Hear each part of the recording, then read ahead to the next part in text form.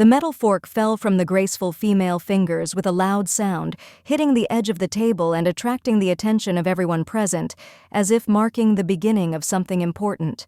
The charming woman, smiling tensely, as if trying to maintain an outward calm, carefully turned to her father with a clarifying question, trying to understand what exactly he wanted to say. The majestic man, seated at the head of the table with an expression of stern inflexibility, calmly and gravely declared that his daughter was obliged to marry Duke Christo, as family tradition demanded. A young girl with snow-white hair like winter snow closed her eyes in thought, slowly biting off a piece of fresh bread, enjoying its soft taste and the peace around her.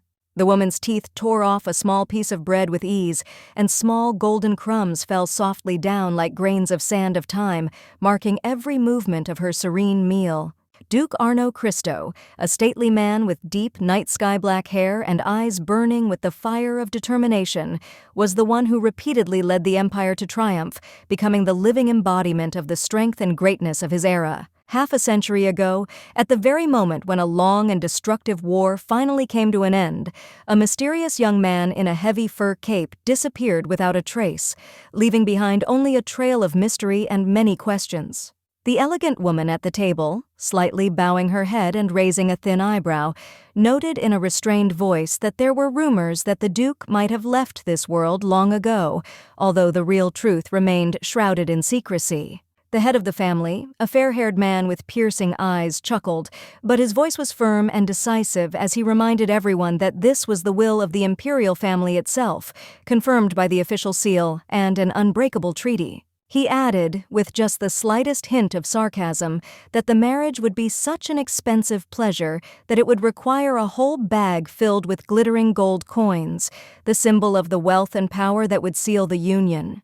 The noble lady, sharply frowning her thin eyebrows, restrainedly but firmly stated that she could not agree with the position of the head of the family, adding that the Duke, by all accounts, should have already crossed the threshold of 70 years, which made the proposal dubious.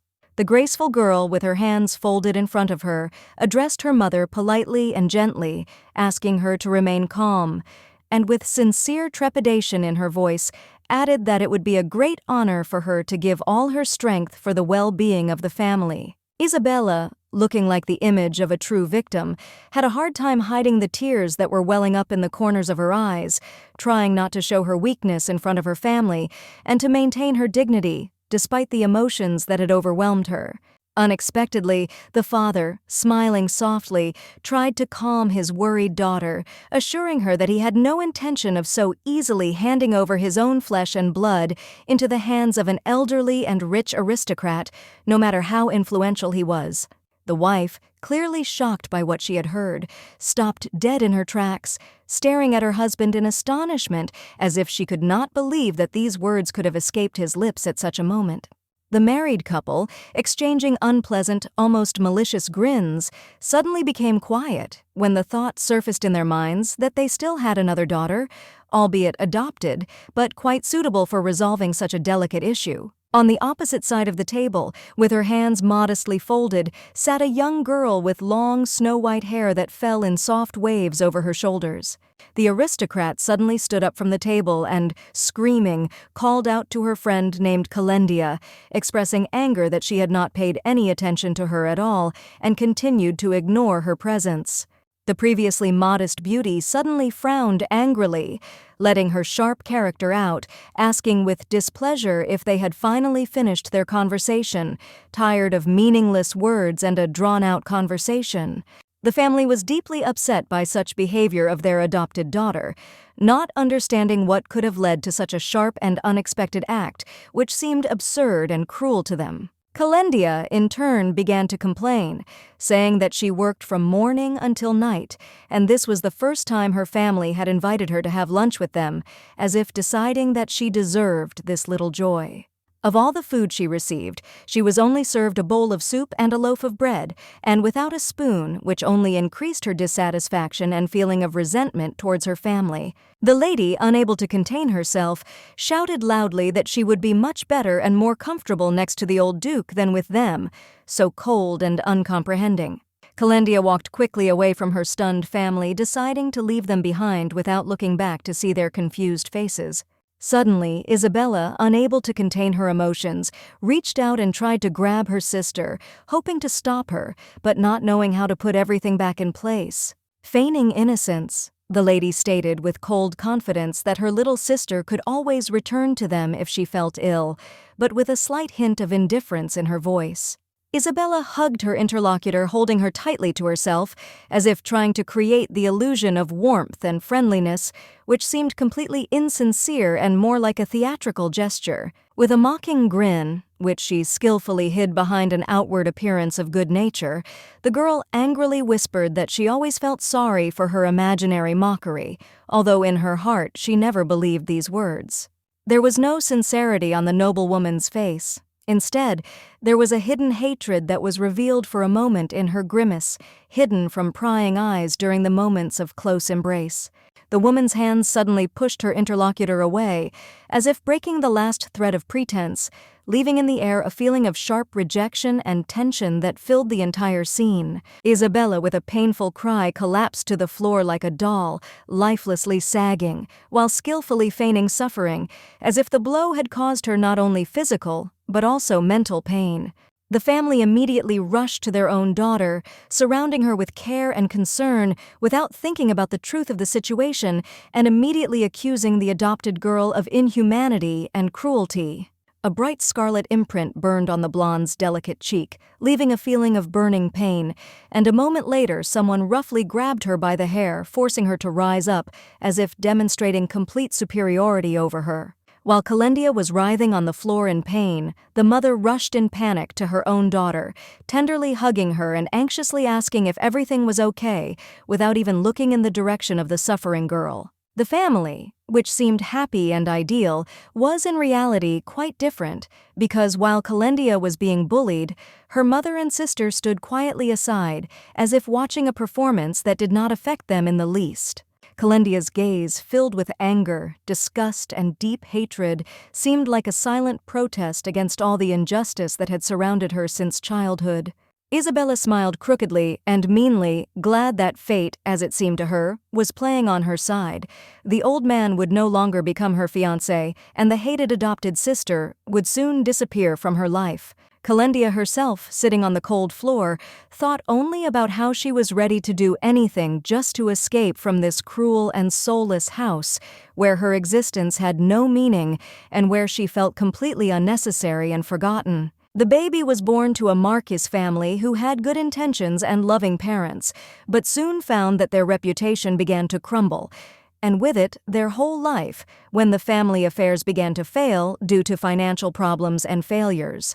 Mother became seriously ill, and father, having spent all his savings on treating his beloved wife, sat next to her bed, trying to somehow ease her suffering, until all that was left for them was hopeless waiting. Eventually left an orphan and adopted at the age of 8 into a home that was supposed to be a new beginning, but in reality turned out to be another prison where she could not find happiness. Dressed in a luxurious dress, she couldn't help but remember how decent sums had been allocated for her upkeep so that her new family would accept her. But all that money and care could not give her the sense of belonging or warmth that she so desperately sought.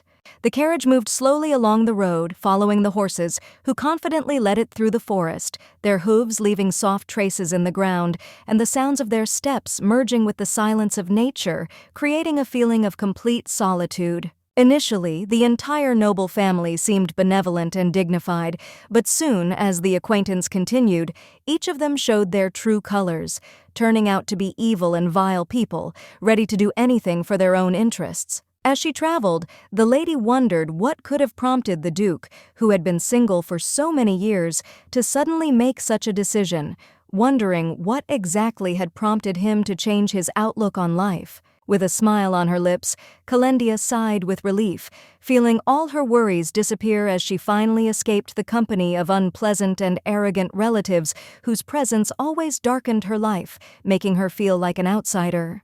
Soon the carriage reached its destination, and the coachman, rising from his seat, opened the door with an air as if an important ritual had been completed, loudly announcing that they had finally arrived at the right place, and now a new chapter of life lay before them. Looking around in surprise, Kendia got out of the carriage and, unable to contain her emotions, her mouth opened in shock and amazement, because before her eyes appeared a completely different world, which she had previously only dreamed of, but could not even imagine. The butler, who came out to greet the young lady, introduced himself as Riley, and with the courtesy only true servants possessed, bowed, bidding her follow him and enter the house which was now becoming her new home. Politely accepting the lady's things, Riley pointed to the stately mansion, inviting her to enter and begin a new life that seemed full of promise and new opportunities, giving hope for a better future. Kendia entered the spacious hall, feeling the softness of the furniture beneath her, and sitting down, curiously asked the servant where her future husband was, feeling a little out of place, surrounded by a new and unfamiliar environment. Riley, expertly pouring tea into an exquisite cup, replied respectfully that the gentleman was still asleep and usually woke only for meals, reserving the morning for rest and reflection, which seemed to be his habit. His hand, confidently pointing to a cup of tea on the table for her to take, showed that the drink was not only hot, but also aromatic, promising comfort in this first moment of her stay in her new home. Kendia, turning her head towards the butler, quietly asked if there was anything she could ask for, because questions were already beginning to arise in her soul about what she could do to feel more confident and comfortable in this new place. Finding herself in this situation, the noblewoman asked permission to go to the kitchen, where, taking a board and a knife, she began to cut food, doing an unusual job for her, which seemed like a way to get rid of anxiety and take the first step towards mastering a new world. Riley was completely stunned that such a beautiful and refined woman was engaged in such a simple and even peasant task as cutting food, which, as it turned out, helped her calm down, absorbing her thoughts and worries.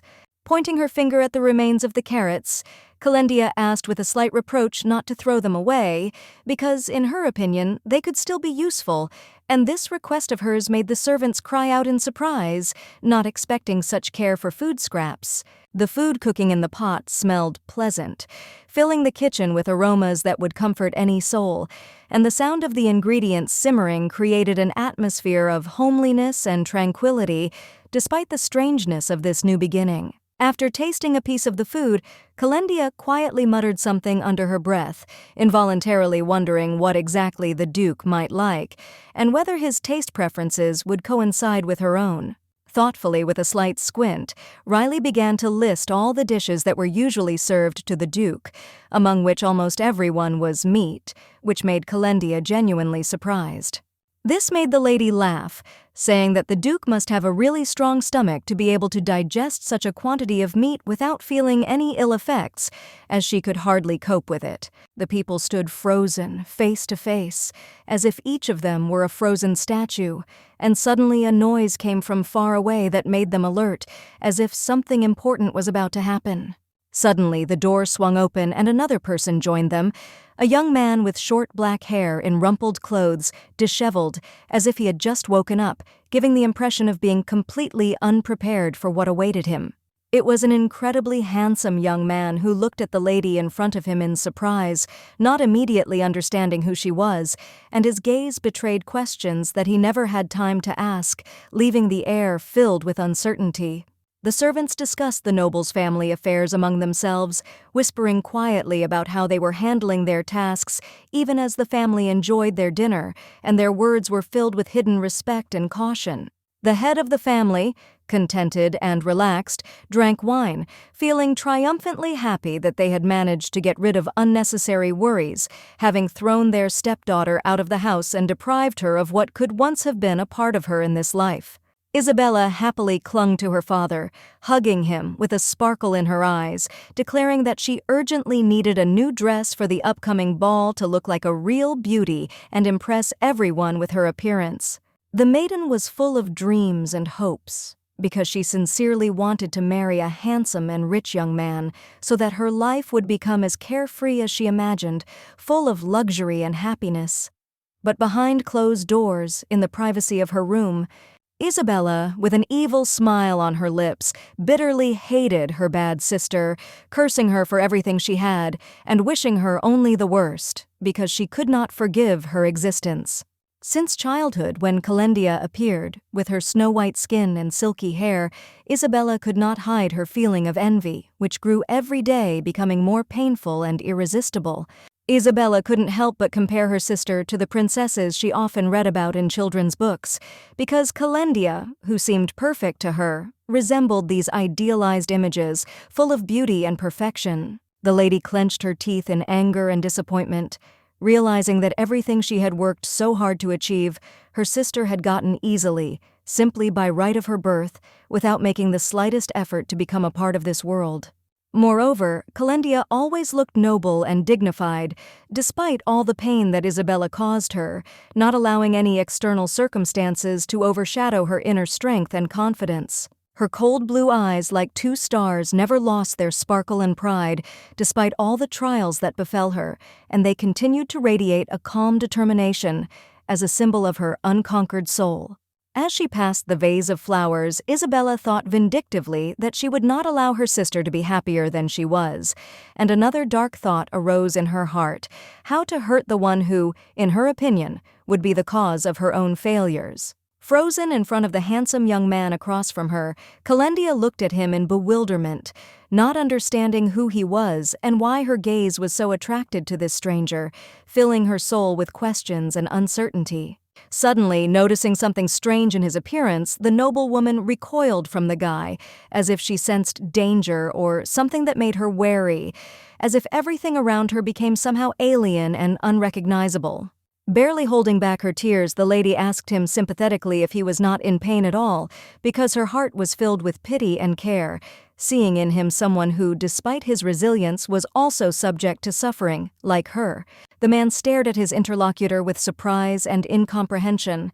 His gaze was full of confusion, as if he could not believe what he was hearing, and his face expressed bewilderment, as if he found himself in some kind of nightmare from which he could not escape. She pointed her finger at the blade sticking out of the boy's belly, and her gesture was so unexpected and revealing that it seemed as if the entire world around them froze in an oppressive silence when this moment became the center of their attention. The butler and the nobleman, shocked by what was happening, froze in shock, not knowing how to react to these alarming words. Their hearts stopped from fear, and their minds tried to understand what exactly was happening in this strange and dangerous situation. Kendia closed her eyes in surprise when the handsome man grabbed her hands, not giving her a chance to dodge, and pulled her towards him with such force that her breath stopped and her heart beat faster from fear and strange excitement. The man's fiery eyes widened and his voice, filled with rage and pain, became loud. He shouted, questioning his companion if she really saw the blade sticking out of his stomach. His questions sounded like a challenge, leaving no room for doubt. The butler, noticing that the situation was becoming increasingly tense, quickly intervened, asking Mr. Arno to calm down, realizing that his actions had frightened the lady so much that she could hardly control herself at that moment. It turned out that this young man was Duke Arno Cristo, a rich and handsome nobleman whose name was known in the highest circles and whose face was adorned with a mysterious aura that hid many secrets of his past. Sitting on the sofas at the table, the nobles discussed the topic of immortality. Their conversation was full of deep thoughts and philosophical questions, where everyone tried to express their opinion, but everyone, it seemed, could not answer the main question that stood before them. Finding herself in the center of this conversation, Kendia learned that 50 years ago this guy had lived through all the horrors of war, consumed by bloody events that left scars in his soul, and the memory of that time became a terrible and painful reminder for him. Unable to bear the horror when houses began to burn before his eyes, the man's hands unconsciously grabbed the blade to escape from reality, deciding to say goodbye to life. But something kept him from this step, leaving pain and bitterness of loss in his soul. Kendia, realizing the terrible ordeal the man in front of her had gone through, looked at him with sympathy, her heart filled with compassion and pity as she saw in his eyes a reflection of pain that was alien to her own experience.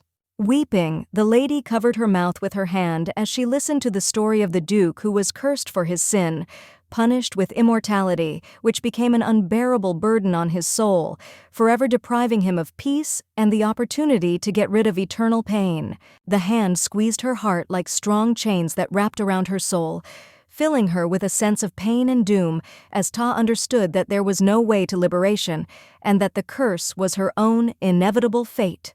The noblewoman's eyes reflected deep sadness and longing, and bitter memories surfaced in her soul, filling her heart with heaviness and pain, because she could not forget those moments when her world was destroyed by the loss of loved ones and loneliness. She remembered standing alone among the graves in the cemetery where her parents were buried, their stone images immortalized in cold stone, as if they had left no trace, no consolation, leaving her alone with the shadow of their sorrow. Looking at her reflection in her teacup, the girl froze, caught off guard when she heard that there was a way to lift the curse from the Duke, and this thought, like a bright flash, pierced her mind, causing a wave of emotions and vague hope. With a serious and determined expression on his face, the handsome man said that it was Kendia that was the key that opened the way to freedom for him, and it was his only hope for salvation, despite all the difficulties. The aristocrat, shocked by his words, froze in complete shock, realizing that except for her, no one else in this world had seen this ancient and dangerous blade, possessing extraordinary power and secrets. The Duke, with the evident intention of remedying the situation, turned to the lady opposite, begging her to finally remove this weapon from his hands and give him assistance, since without it he could not move forward. Kendia, feeling inner doubt, was ready to lend a helping hand to the Duke. But before acting, she decided to ask him what would happen to him after she intervened and how it would change his destiny. Quietly, almost in a whisper, the aristocrat spoke words that hung in the air, with a heavy, gloomy intonation, informing her that if she helped him, he would disappear from this world, leaving without a trace, as if he had never existed. The girl did not feel joy from the fact that she became a murderer, even at the will and desire of her companion, because such a decision was too difficult for her, even despite his request. The nobleman and his butler waited impatiently for the decision of the noblewoman sitting opposite them, looking intently into her face, trying to understand what choice she would make and how it would affect their future. Kendia, without losing her resolve, declared with a firm look that she was ready to help her future husband, but not at this moment, realizing that such decisions require the right moment and preparation. After all, if she agreed right now, she would immediately be returned back to the family that hated her, taking her for someone else's unacceptable daughter, which became an unbearable thought for her.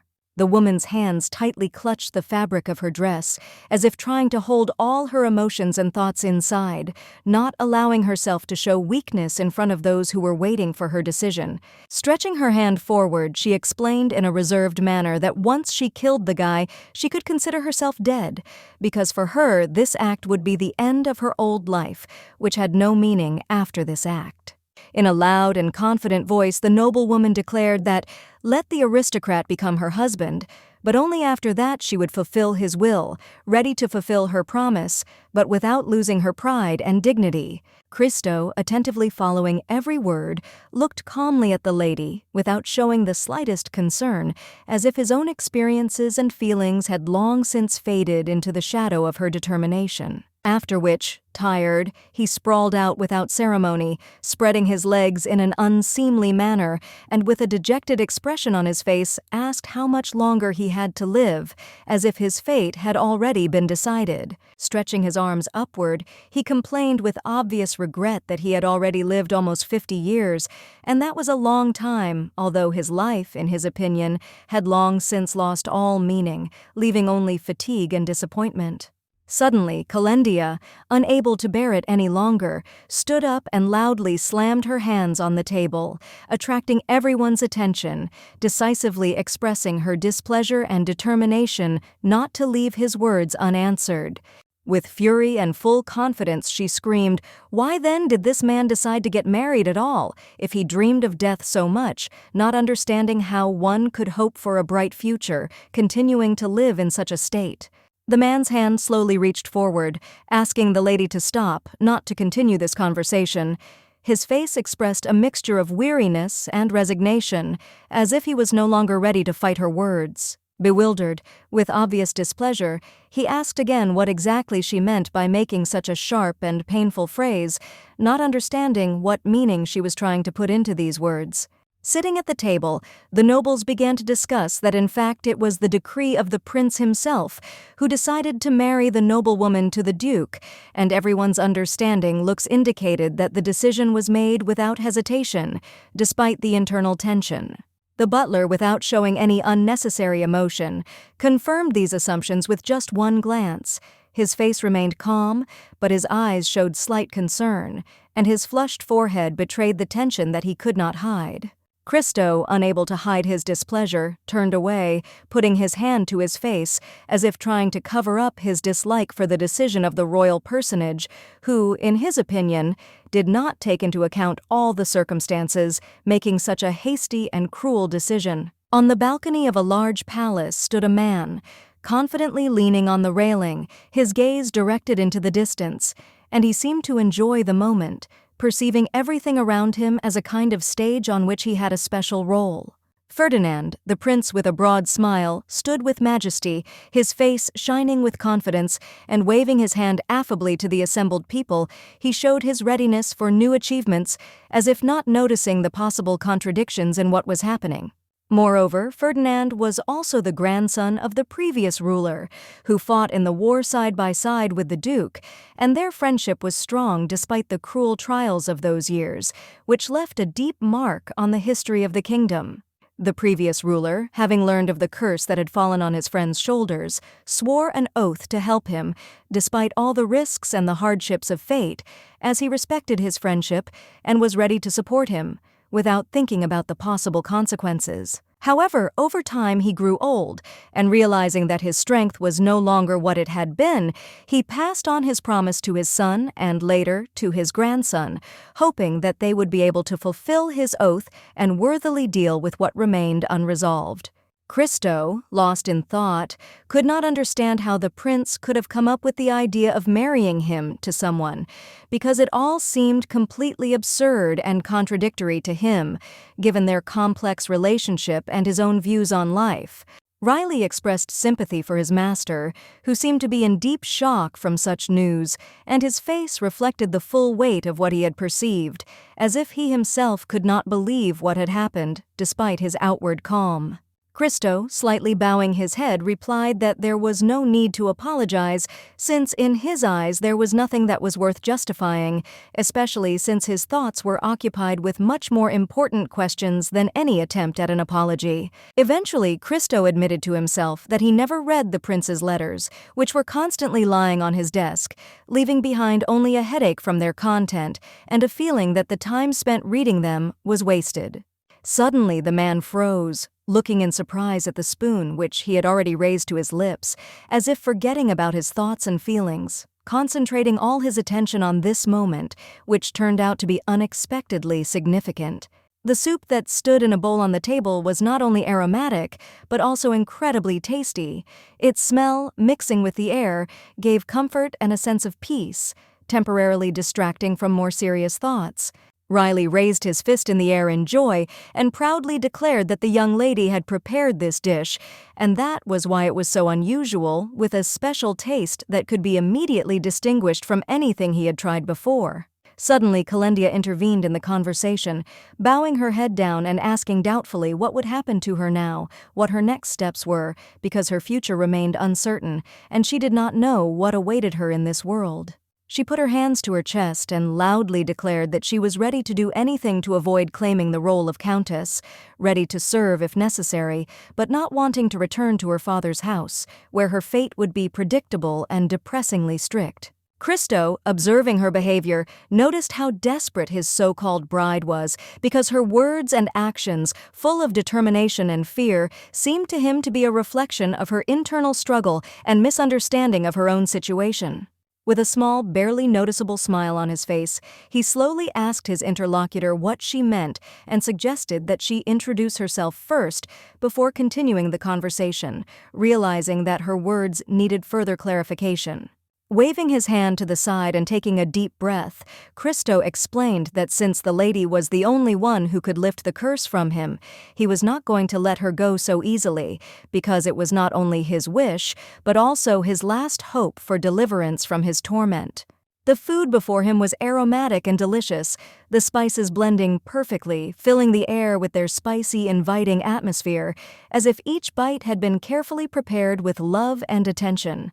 The girl was happy with such an offer, standing opposite her future husband. Her face expressed gratitude and at the same time some excitement, since such words from him were unexpected for her and, perhaps, a fateful moment. Her hand was stretched forward, and her long fingers were frozen in anticipation, as if she was waiting for the next step that would determine her future destiny and bring something new and important into her life that she could not miss. The handsome man, smiling a kind and confident smile, invited her to stay with him until her death. His words sounded soft but with a slight hint of determination, as if this request was not just a wish, but a necessity for both. Kendia, after a short pause, accepted the offer without thinking twice, and finally introduced herself by her name, reservedly, but with sincere respect, as if emphasizing the importance of the moment and her readiness to go further on this difficult path. She made a polite curtsy, adding that she was pleased to meet them. Her manners were refined, and her voice was quiet but confident, which gave her a special grace and attractiveness in the eyes of her interlocutors. She whirled around the room in delight, admiring the luxury and exquisite furniture. Every decoration in the interior seemed to her like a work of art, creating an atmosphere of grandeur that she so wanted to feel throughout her life.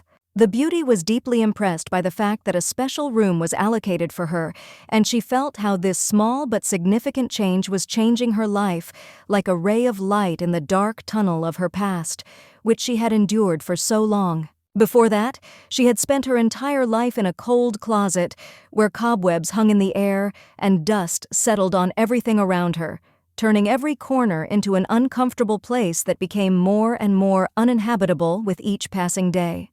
The little girl was dressed in old rags instead of real clothes, which hardly protected her from the piercing cold.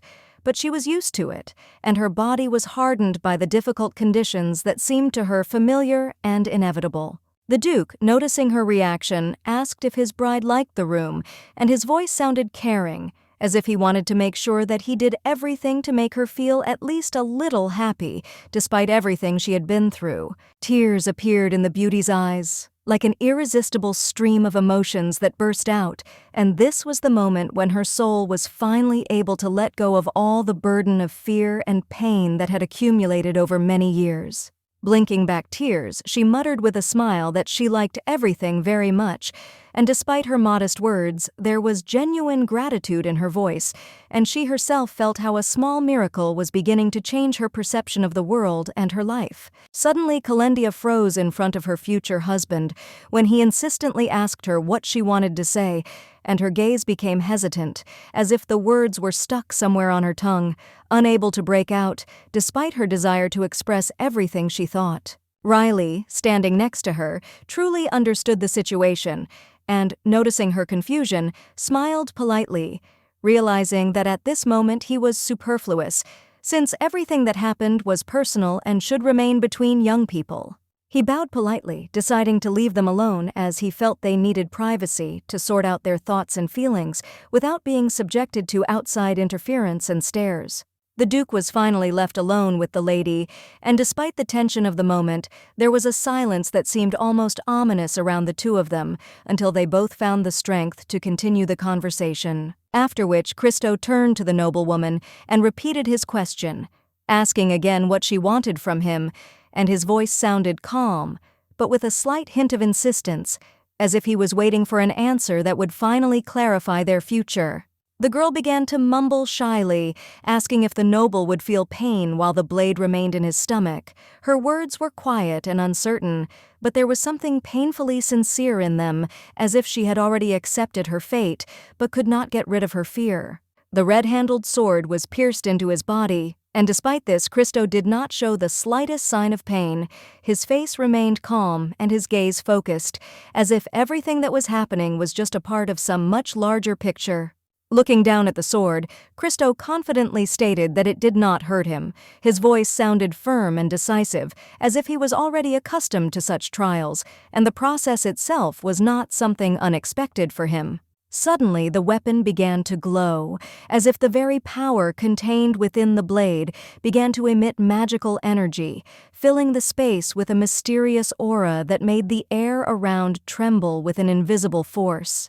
The handsome man, as if not paying attention to the miracles that had happened to the blade, waved his hand and the blade disappeared, dissolving into thin air as if it had never existed. There was no point in showing the weapon anymore, since it had already played its role. Instead, a long magical sword appeared in the man's hand, sparkling with a mysterious light. Its hilt was decorated with complex patterns, and the weapon itself emitted magical energy that seemed to be able to cut through the space around it. The noblewoman could not contain her delight and began to clap her hands, admiring this display of strength and skill. Her eyes glowed, and her heart filled with surprise and respect for the one who possessed such a powerful force. Christo, in turn, began to boast that with this sword he could easily cut not only the wind, but also the sky itself. His voice sounded confident and proud, as if he was confident in his invincibility and could conquer any expanse, whatever it might be. Suddenly, a woman's hands gripped a man's tightly and tenderly. Her touch was gentle but full of determination, and there was a strength in those hands that lifted his spirit and at the same time made his heart skip a beat with anticipation. Kendia asked her future husband to lend her his sword for a while.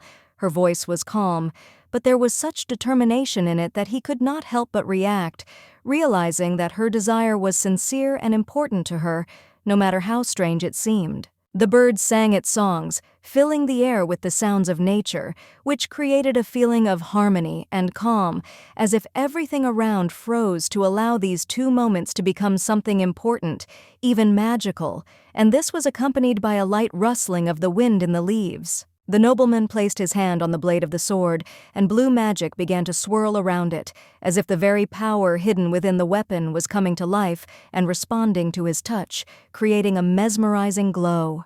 The blade cuts through the air with each swing, creating a shining magic around itself. Its magical energy, as if coming to life, smoothly filled the space, and the tip of the sword easily cut the air, leaving behind a trail of light and power. The lady standing next to him cried out in joy, admiring how skillfully the swordsman began to chop the grass. Her voice was full of delight, as if she was witnessing a true miracle despite the fact that before them was only ordinary work with the earth. The man thought to himself with displeasure that he was forced to use the blade for such a trifle, internally resenting himself, because he was used to big and important tasks, and not to such insignificant matters that seemed not to deserve his efforts and power. As she tore grass with her hands, Kendia explained that she had noticed how untidy the yard looked from her window and had decided to fix it. Her words were full of determination, as if she would do anything to transform the space around her and create order. The grass was high, blocking the paths in places, and weeds mixed with the greenery, creating a neglected and unkempt appearance that clearly did not correspond to the status of the palace. And so Kendia decided to change everything, correcting this deficiency with her own hands. Riley had known his master since childhood. They had walked through this garden as children, and for him this place was associated with many memories of games and laughter together, of simple joys that seemed eternal in those days. With a smile, the maiden said that she wanted to revive this garden because the butler had many good memories associated with it, and it was important to her to bring back a piece of that atmosphere that once made it special, filled with warmth and happiness. Christo smiled as he thought about how amazing and unexpected his bride was. His gaze became softer and his heart seemed to warm up as he saw in her something he had not expected, something more than just the woman destined to be his wife. Suddenly, Kendia stopped. Drawing attention to what had happened to the Duke's clothes, she noticed that her future husband had become a little dirty. His outfit was not as impeccable as usual, which did not seem to suit his status. The aristocrat, noticing her anxiety, asked the girl not to worry about the fact that he could get dirty. His voice was calm. He did not attach much importance to the disorder, believing that the true meaning is not the appearance, but what is happening inside. Extending his hand forward, he firmly stated that he was going to help the noblewoman, his gesture full of determination and confidence, as if he was ready to overcome any obstacles to support her in her aspirations and plans. The young couple walked down the hallway of the mansion, their footsteps echoing off the long painted walls, creating a sense of grandeur and silence that was broken only by their conversation and the light sound of their footsteps. Unlike the joyful lady, the Duke felt tired. His body was burdened with the weight of labor, and he could hardly stand on his feet, as if every step was taken with effort, and his thoughts were occupied not only with past affairs, but also with what still had to be done. The aristocrat stopped near the butler, who was busy with household chores, checking something, performing his duties smoothly and confidently, while his movements were quick and precise, not paying attention to the noise around him. Riley, who was carrying a heavy box of things, greeted the lady politely. His words were sincere, but he clearly felt the weight of his load, because the box was filled with various items that required careful handling and caution. Putting the box on the floor, the butler admitted that he could not find the recipe for the cookies that the beauty wanted to make. His face expressed slight concern, because he was trying to fulfill her request. But the problem with the recipe became an unexpected obstacle. The girl also stopped, realizing that the search would drag on, when her gaze fell on the disorder in the room, drowning in junk that had not received attention for a long time, and various objects were scattered everywhere, creating the impression of abandonment.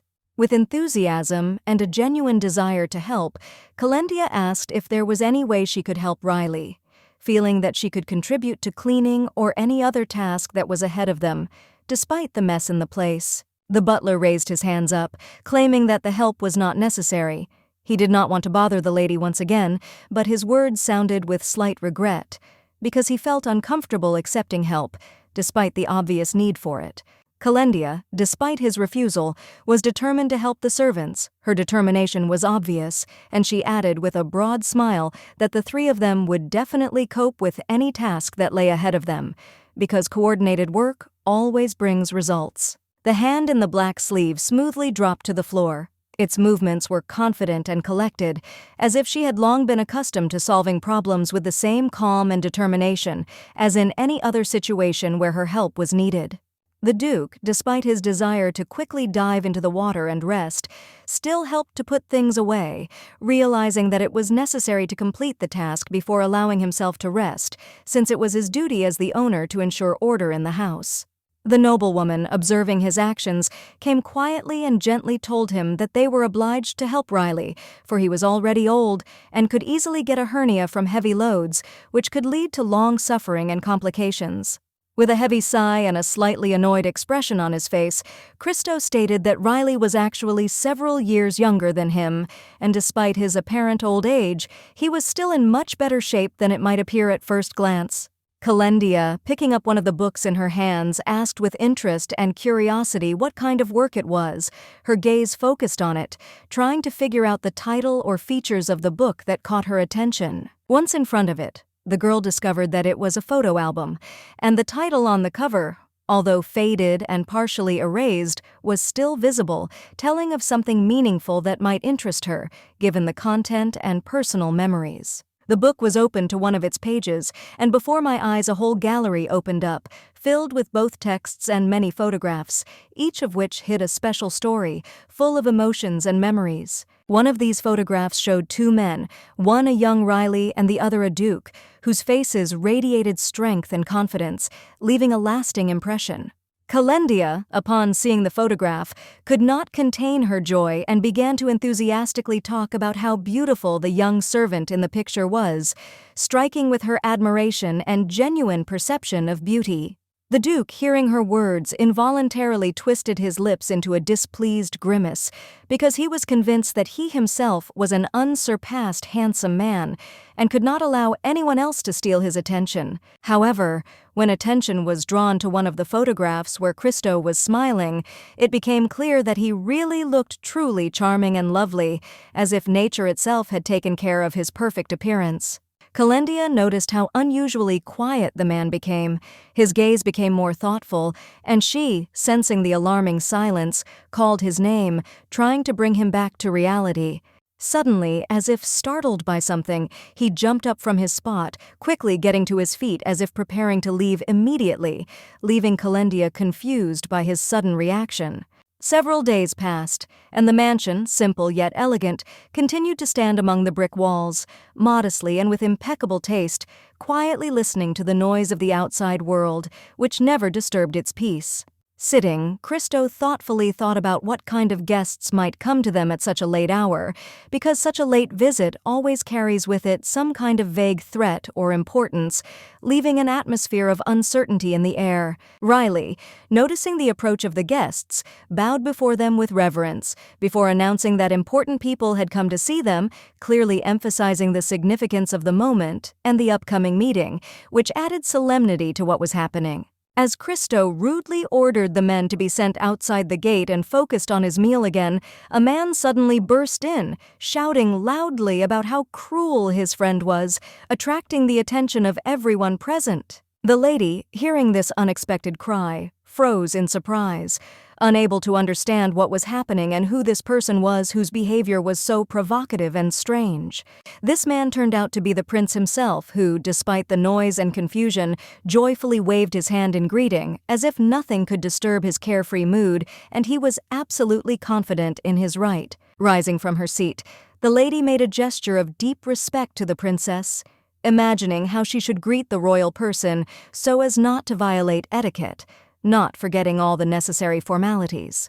The guy, noticing her efforts, smiled amiably and asked that everything be done without unnecessary formalities, preferring casual communication, standing next to the table and demonstrating his intentions to remain on an equal footing with the others. Approaching the Duke, Ferdinand, with a serious expression on his face, declared that in fact he had not come here for the festivities, but to celebrate the wedding of his friend, thereby emphasizing the importance of the moment. On the table in front of them stood a delicious piece of cake with strawberries and delicate cream, which seemed to perfectly match the atmosphere of the festive event, inviting everyone to enjoy this little pleasure. The prince, sitting down next to the butler, continued to congratulate the Duke, praising him for finding himself a beautiful bride who, among other things, could free him from a terrible curse, which made this union even more significant. Winking at the Duke, Ferdinand expected him to express gratitude for his help in the matchmaking, confident that his efforts had been decisive in uniting two hearts and restoring old traditions. After this, he gratefully thanked the servants for the tea and cakes they had served, appreciating their care and attention to detail in preparing for such an important event that he was going to celebrate with his friends.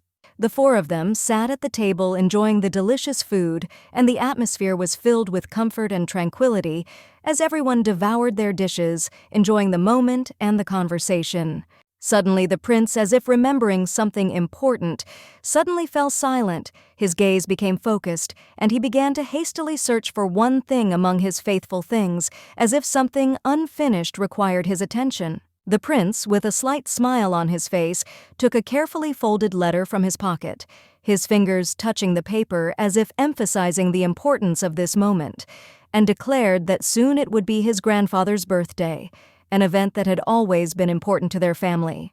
Still smiling, he added that the young couple who were present at this table were also on the guest list, which only emphasized the importance of their role in the future celebration, creating an atmosphere of sophistication and attention to each guest. The noblewoman, hearing these words, froze. Her eyes widened in surprise when she saw the letter in the prince's hands. It turned out to be an invitation to the castle, which meant for them participation in such an important event that would bring many new opportunities and acquaintances. At this time of year, when nobles went to balls in luxurious carriages with horses, the atmosphere was filled with anticipation.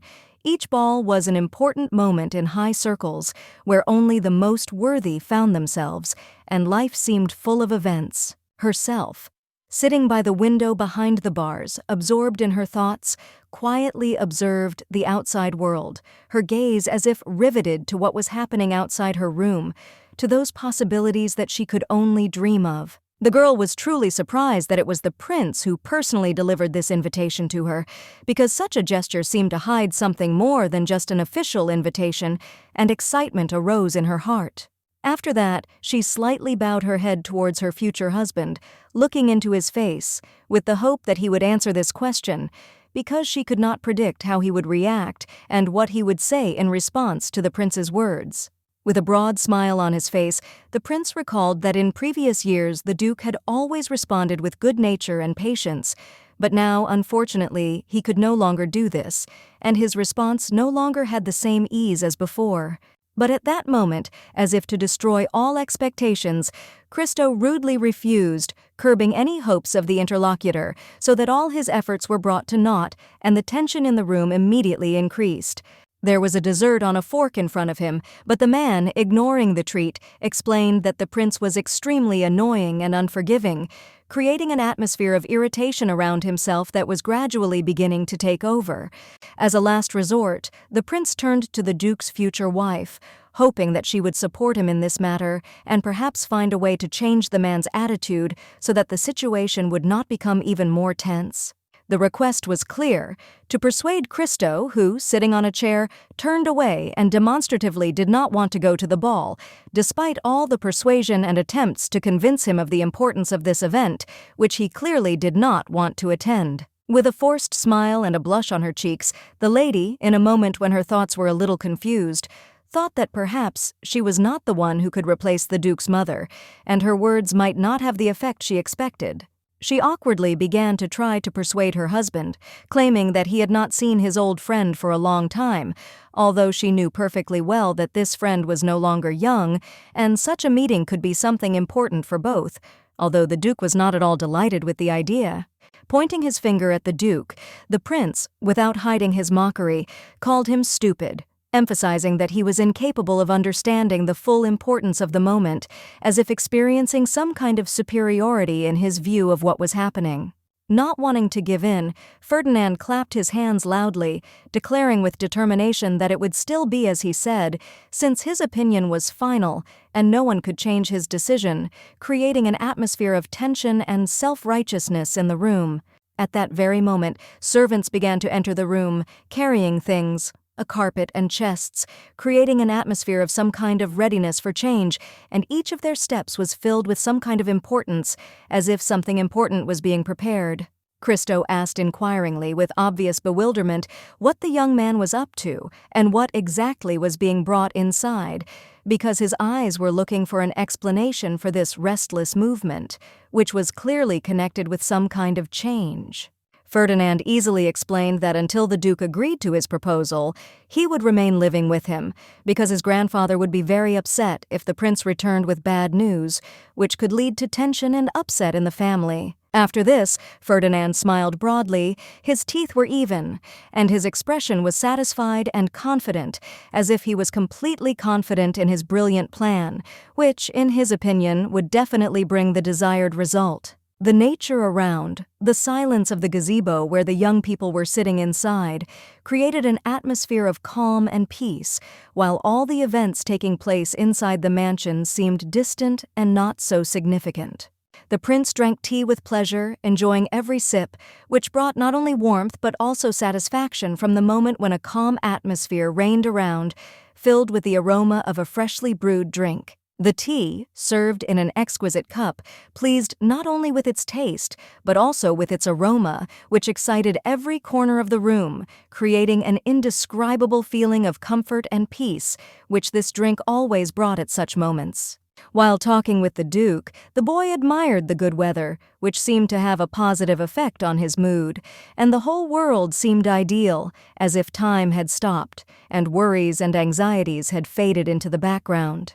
Christo agreed that everything was fine, but still noted that the only thing that marred the picture was the presence of the heir to the throne of the empire, whose presence seemed to remind of the inevitability of changes that could affect the future. Wiping away fake tears, Ferdinand, with a dramatic intonation, called the Duke a cruel man, as if trying to emphasize the discrepancy between his actions and virtues, which added piquancy to the conversation. And at that moment, when the tension reached its peak, the sword was put to the guy's throat, which was an unexpected turn of events, because he rarely thought about the consequences of his words, but, as it turned out, sometimes he spoke without thinking, which led to such situations.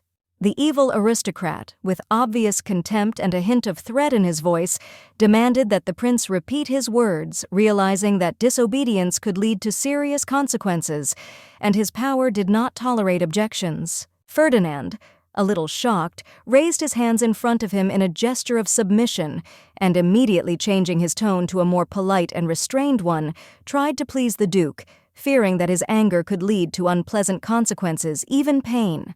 Suddenly, a lady in a red hat, with her hair neatly braided, walked past them with her graceful and light step, and her presence immediately attracted attention both by her beauty and by her demeanor. The lady was Kendia, who usually spent her time tending the flowers in the garden, and she gratefully accepted the invitation to tea, approaching them with a friendly smile and an expression of sincere appreciation for their attention. With a smile on her face and a slight bow, Kendia promised to join them for tea as soon as she had finished her work of replanting the roses in the garden to tidy them up and treat the eye to their beauty. The guys, unable to contain their amazement, watched her hard work and persistence, how she confidently and lovingly did her job, and it was hard for them to believe that such a refined lady could be so devoted to her work. With joy and a little delight, Christo explained that Kendia had tried to revive the garden, sparing no effort and making every effort to restore its former beauty, turning each flower bed into a small work of art. Ferdinand, with sincere admiration, could not help but agree with him and added that this lady was truly an amazing person whose strength of spirit and energy were inspiring, despite her gentle and refined appearance. After all, at the recent ball, among the noble aristocrats, they often said that their adopted daughter was weak and unable to even leave the house on her own, considering her fragile and sickly, not foreshadowing anything special in her. Frowning and with a slight contempt in his voice, Christo resolutely rejected all these rumors, because Kendia was a real strong woman, full of energy, striving to always be on top, and no opinion could change this fact. He turned to his interlocutor, confidently assuming that he was mistaken, and perhaps had mixed something up or had not understood the real essence, because everything that was said about Kendia was absolutely not true. Ferdinand, answering confidently, declared that there was no mistake, since Kendia had never appeared among the aristocrats, which made her invisible to their social life, and had never crossed these circles. Christo fell silent, lost in his thoughts, sipping his tea, as his mind was busy thinking about the words he had just spoken. There were moments that would not leave his head, causing slight confusion and doubt. The noblewoman, strangely and carefree, traveled alone, without any companions, and there was no one who cared about her well-being, as if she were a whole world unto herself, of no use to anyone.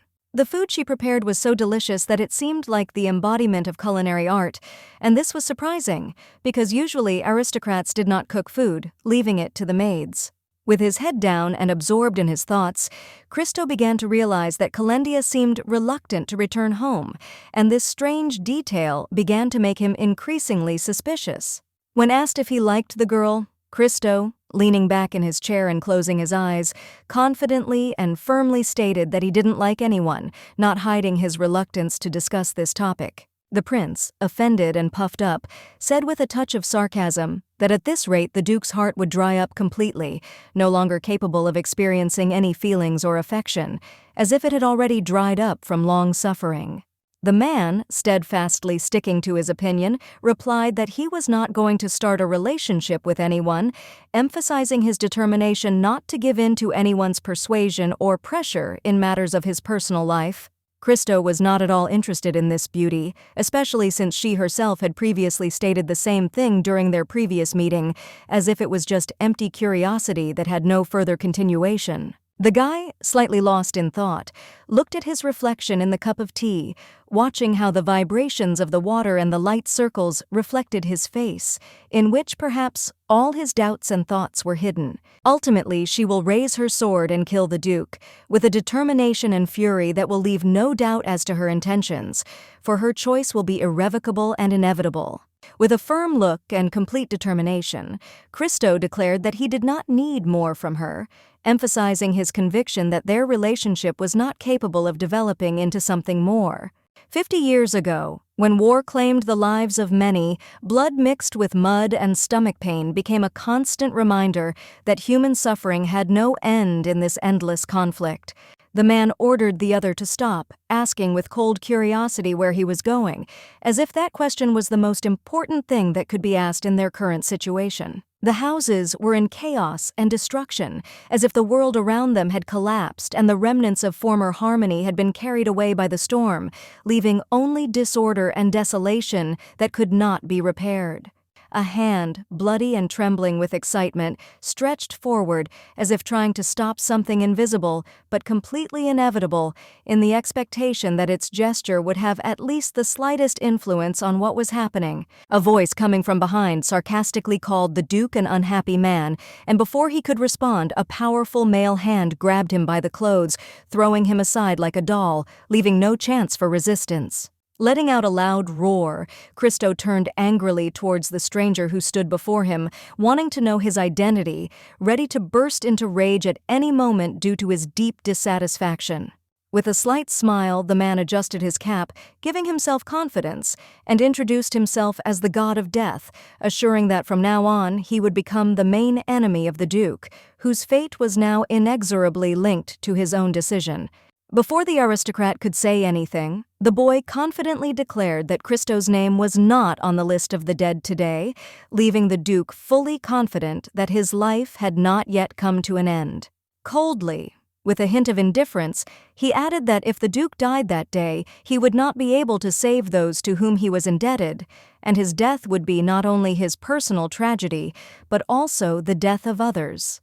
On the roads, flames mercilessly devoured buildings. The fire, tearing apart the night silence, mercilessly devoured everything in its path, as if the world itself had decided to burn and forget about the people it was once obliged to protect.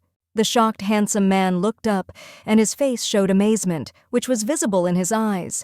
He was so shocked by the words spoken out loud that he could hardly believe what was happening. The god of death recoiled in surprise when he heard that the Duke didn't care about the fates of other people. His indifference to the suffering of others was shocking, and this opened up unexpected horizons for manipulation before him.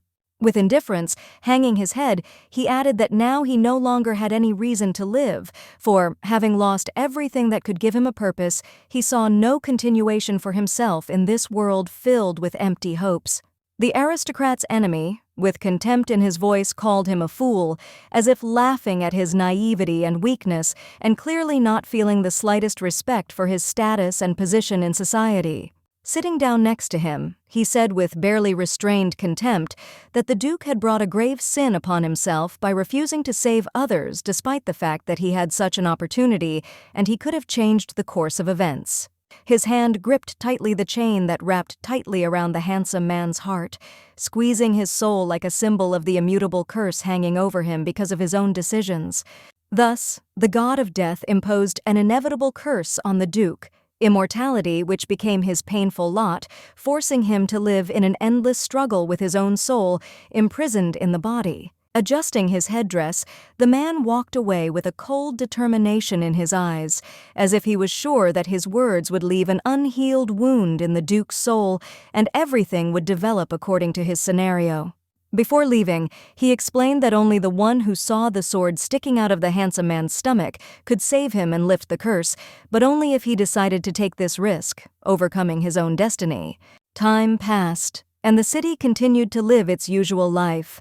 Nobles, busy with their affairs, strolled along the morning streets, enjoying the coolness of the fountains and the nature around, becoming brighter every day, filled the air with freshness and silence. A figure in a dark blue cloak that hid his face walked silently past the crowd, as if he had disappeared at that moment, and with each step he left behind a feeling of something mysterious and unnoticed, but persistently attracting attention. The nobleman, frozen for a moment, turned around in surprise when the stranger, accidentally catching him with his cloak, stopped, apologized, but something in his gaze made the man feel that this incident was not at all accidental. However, when they met face to face, the aristocrat realized at first glance that in front of him was not just a passerby, but Duke Christo himself, whose presence brought doubts and unexpected experiences into his soul, because he did not expect to see him in such a state.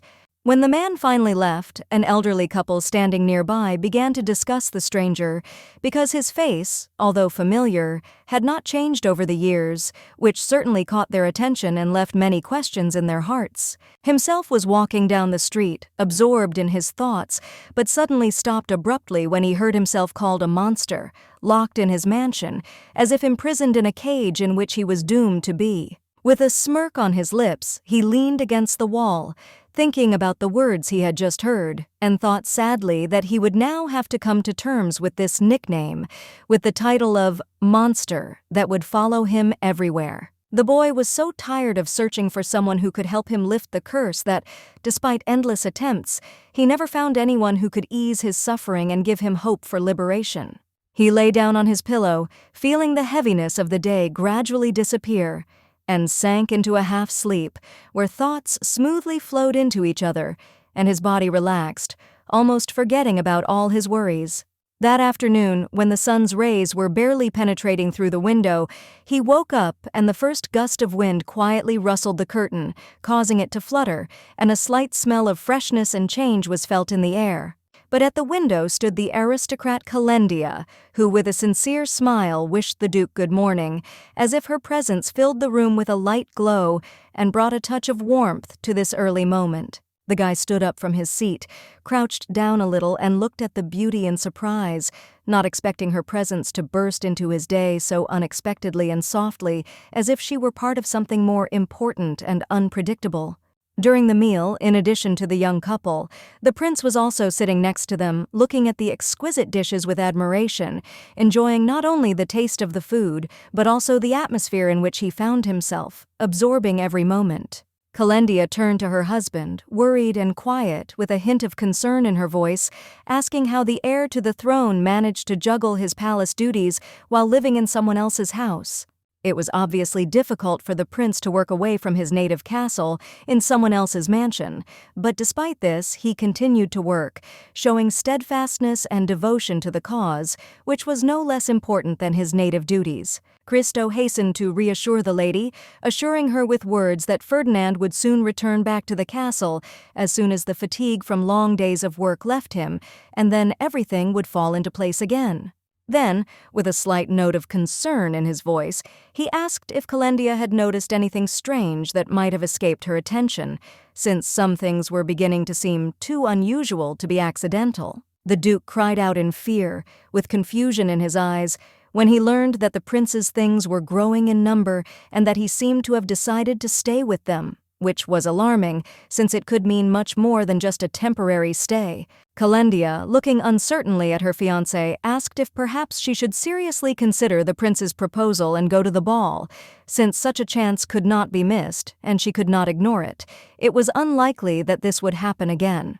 Cristo rubbed his forehead thoughtfully, his thoughts becoming much more serious than before as he began to take the lady's words seriously, realizing that the situation they found themselves in required a more careful approach and solution. After all, Ferdinand would not return to the castle until he received the Duke's consent, and now everything depended on his decision, which, in turn, put them all before an important and unexpected choice that could affect the further course of events. If a young couple goes to an event together, they will certainly become the main subject of gossip, and all eyes will be on them, as their presence will be discussed in every corner of the palace and beyond. Kendia, innocent and defenseless, will become the monster's bride, while everyone will watch her fate, inventing the most incredible rumors and accusing her of deciding to be with such a man.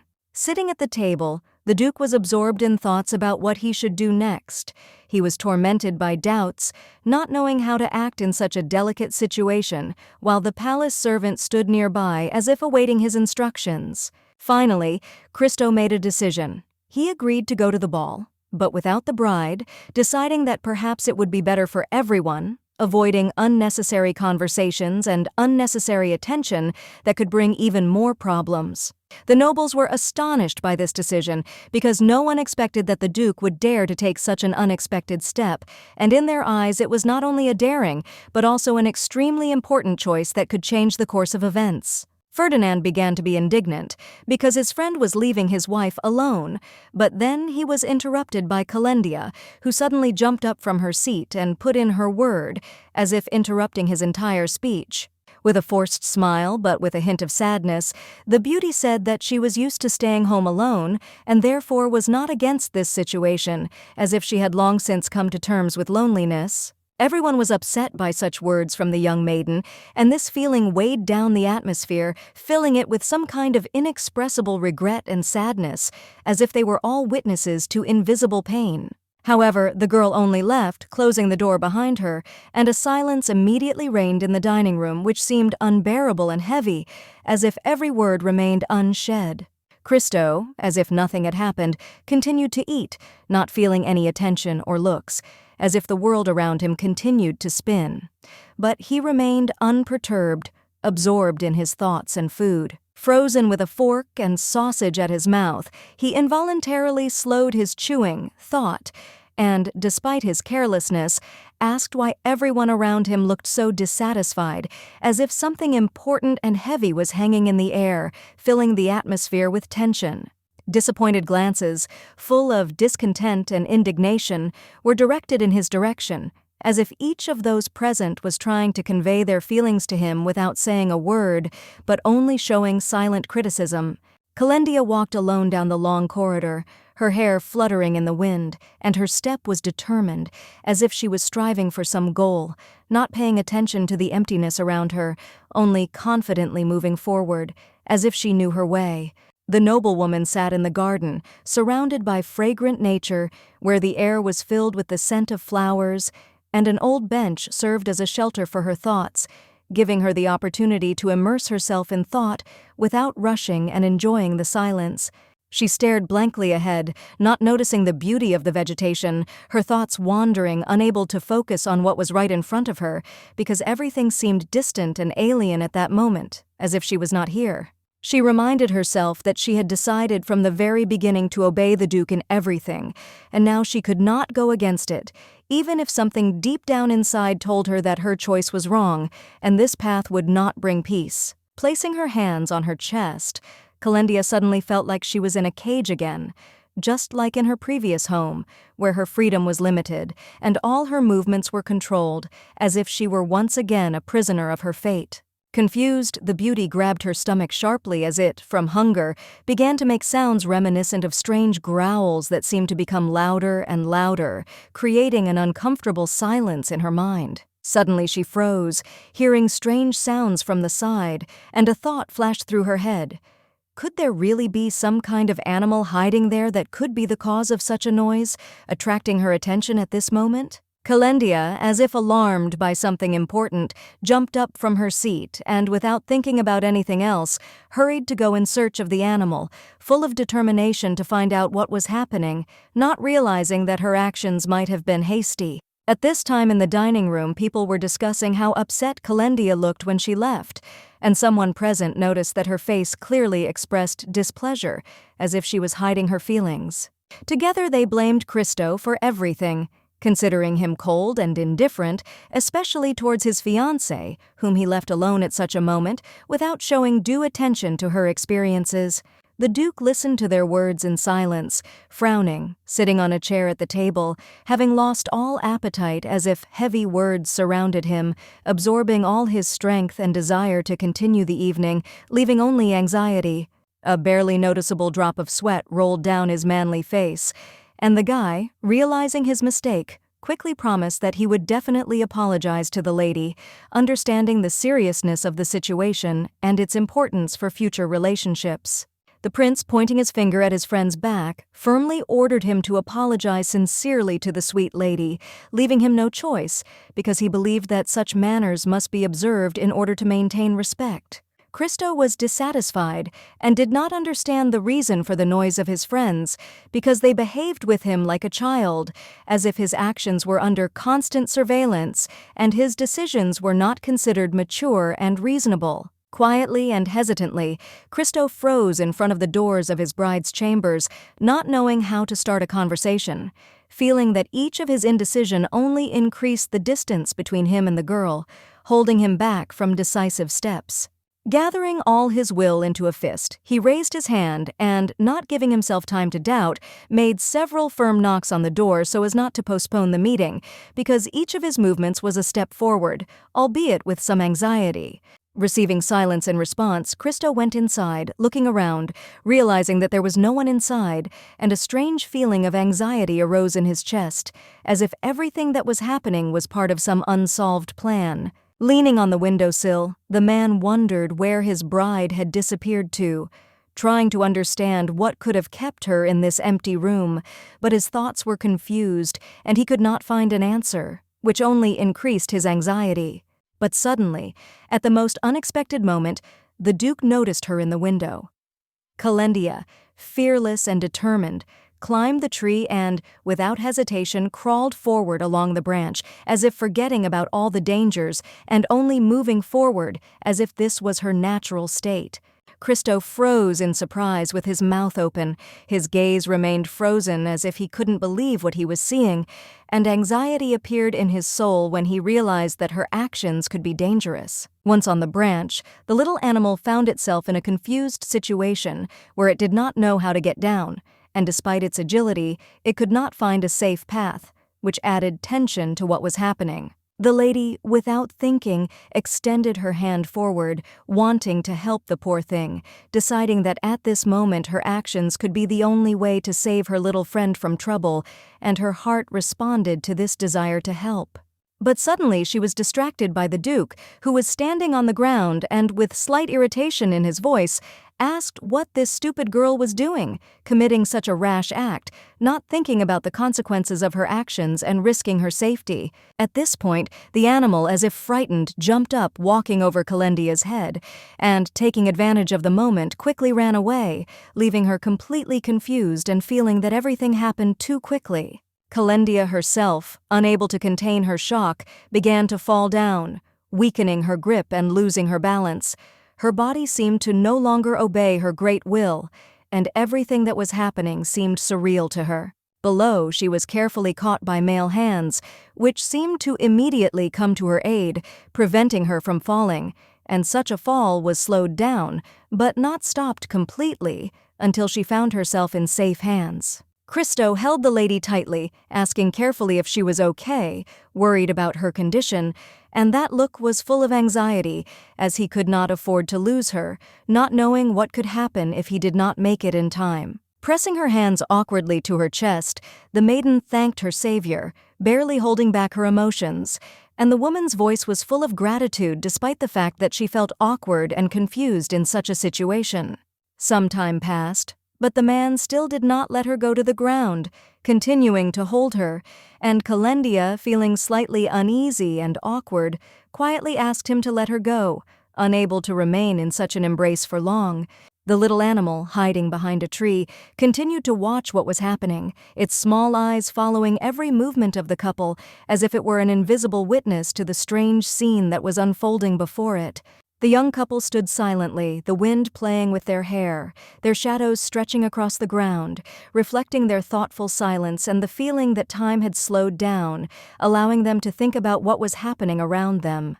The Duke thought to himself that he should have apologized to his bride for the harsh words he had spoken earlier, because now he realized how much they could have hurt her, and regret weighed on his soul.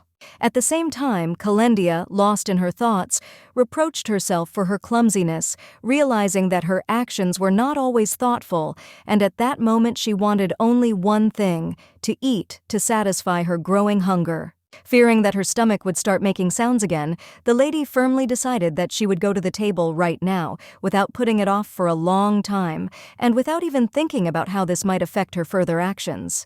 With a polite bow of her head, she bowed before her future husband and thanked him for his help, expressing her gratitude while wanting to leave this place as quickly as possible so as not to prolong the awkward pause. However, the Duke was not going to let her go so easily, asking her to stop and not leave. His voice was full of insistence, and he did not want everything to end on such a note, as he felt that he had something important to say. Christo tried to look up. His heart was beating faster with anxiety, and he was scared, unable to find the right words to apologize, as each word was difficult for him, and he was afraid that everything could be lost. Finally, making up his mind, he raised his head, his eyes meeting hers, and gathering all his resolve, he uttered an apology in one sincere word, his voice firm and full of regret, as if he was giving away a part of his soul at that moment. The young couple stood frozen, facing each other, both waiting for the other's reaction. Their eyes met, and in the silence only the light breathing could be heard, which seemed so loud at that moment.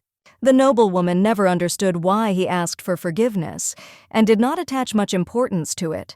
Her thoughts were occupied with something else, and she perceived what had happened as something fleeting and not so important to her. She eventually decided that his reaction was related to her falling from the tree, and with a slight sigh she added that he had done nothing wrong, because it had all happened by accident, and his actions were correct in that situation.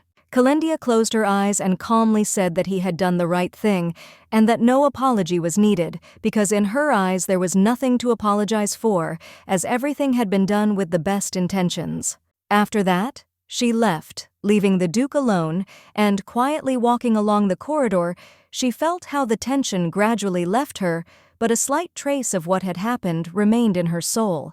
The Duke, however, understood her reaction in his own way, and remaining in thought, assumed that the lady was furious at his behavior, thinking that she might be irritated by his behavior, although in fact her feelings were quite different.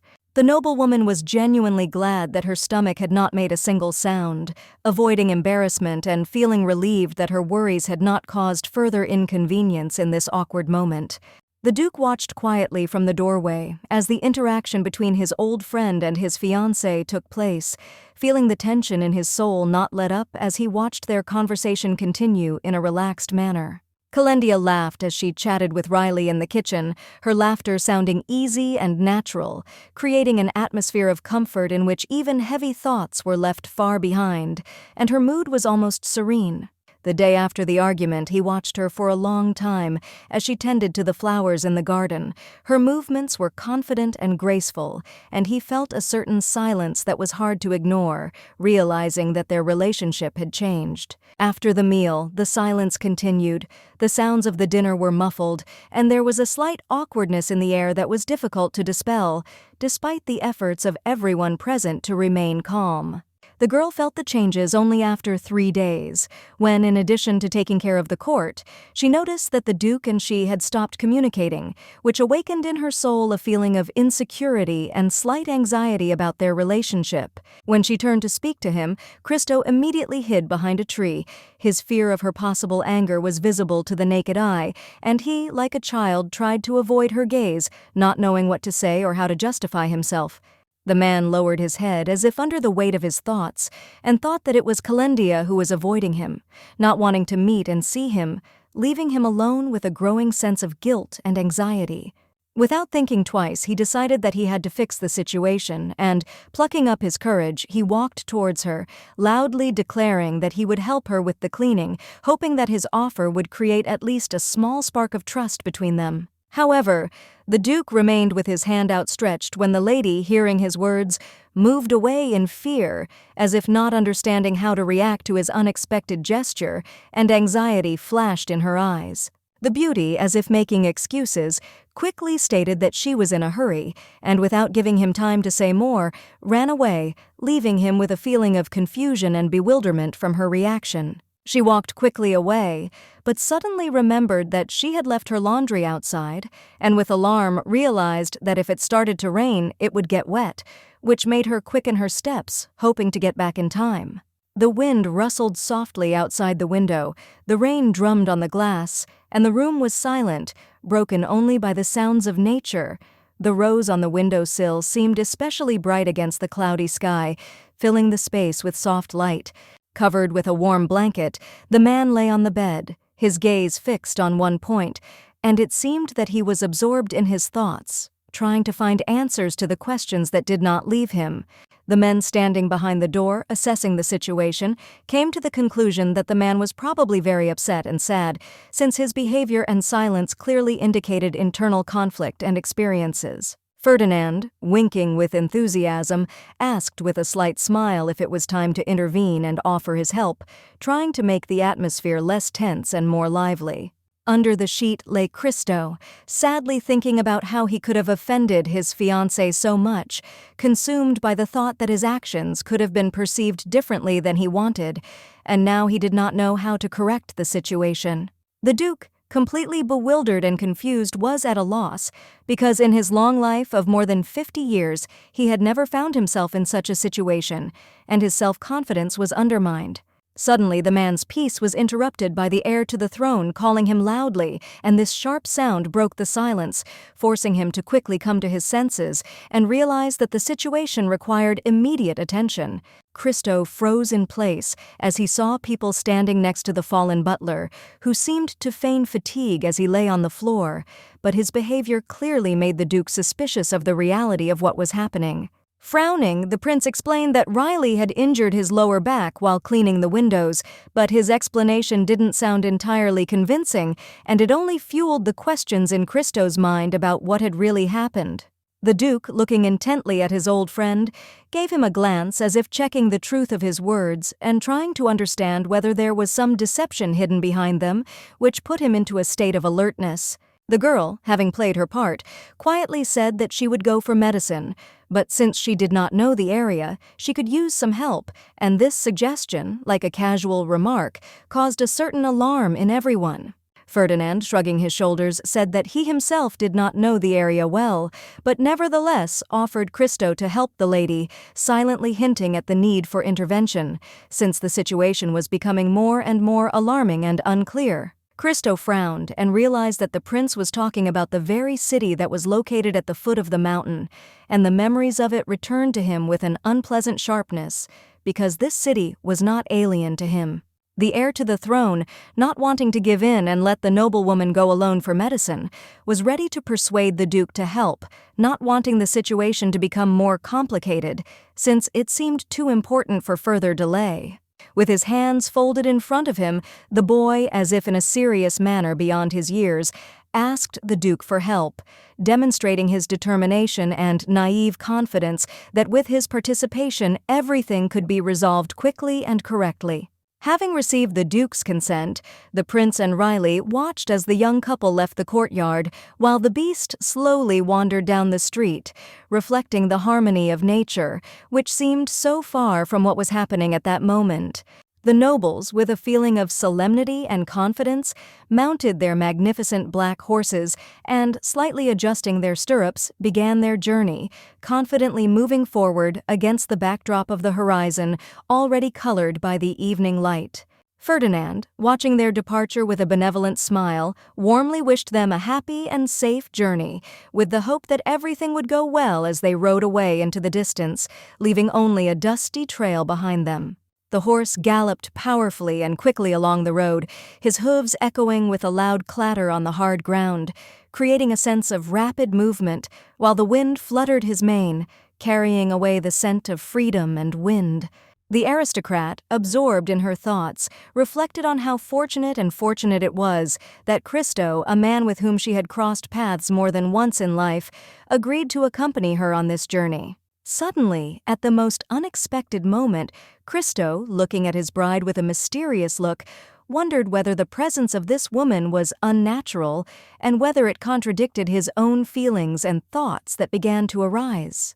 The noblewoman was genuinely surprised to hear that the man had thought all this time that she was angry with him, although in fact her feelings were completely different, and her reaction to his actions was far from what he imagined. The nobleman reminded her of a recent conversation when, in his opinion, she had taken offense at him because of the rude and perhaps harsh words he had spoken at that moment, which had caused misunderstanding and confusion in their relationship.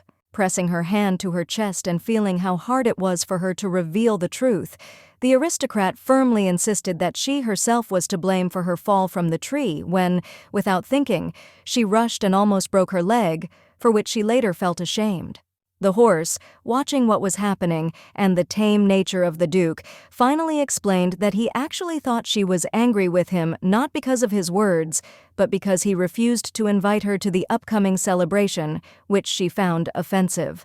Kendia, with a serious expression, resolutely objected and explained that she had left the company so hastily not because of disagreements, but because she was simply very hungry at that moment, and so decided to leave quickly to eat and rest. While the lady was embarrassed, the guy suddenly, as if not realizing the boundaries of decency, leaned against her shoulder, bowing his head and pressing his face, which caused her even more embarrassment and surprise at his boldness. The beauty, feeling growing bewilderment, asked with surprise and slight excitement what he was doing and if everything was okay with him, trying to understand his strange behavior and decide how to react to such unexpected closeness. The nobleman, having relaxed a little and feeling the tension leave, said with relief that he was sincerely glad that she was not angry, and that his words and actions had finally found a response that calmed his heart. He controlled the horse with confidence, feeling how his hands easily held the reins, and internally he felt much better, knowing that his fears were in vain, and she did not hold a grudge against him, as he feared. The horse's hooves, striking the ground hard, made a loud and sharp clatter that echoed along the road, emphasizing their rapid forward movement, as well as the fleeting thoughts of each of them, filling the air with sounds and an atmosphere of freedom. Soon, making their way through the thick trees that hid the road, the outlines of the city gradually began to appear from behind their branches and leaves, its buildings becoming increasingly clear against the backdrop of the cloudy sky.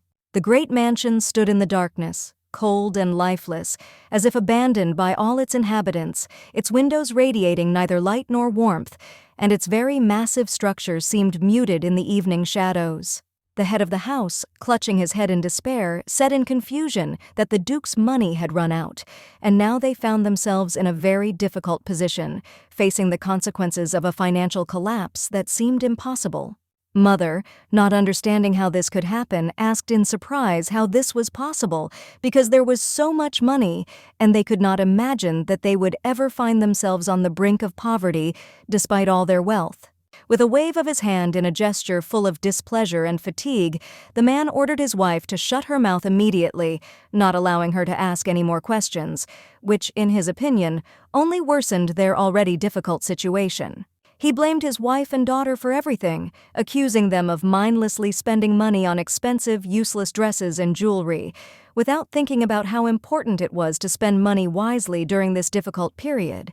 The noblewoman, unable to bear the accusations, with a decisive and stern voice, ordered her husband to be silent and stop blaming them, assuring him that there was no fault in their actions, and the problems were much deeper than he imagined. Behind the door, quietly eavesdropping on her parents' conversation, stood Isabella in her new dress that she had just received, and, hiding her sadness, she felt her heart squeeze from the fact that the atmosphere in the family had become so tense.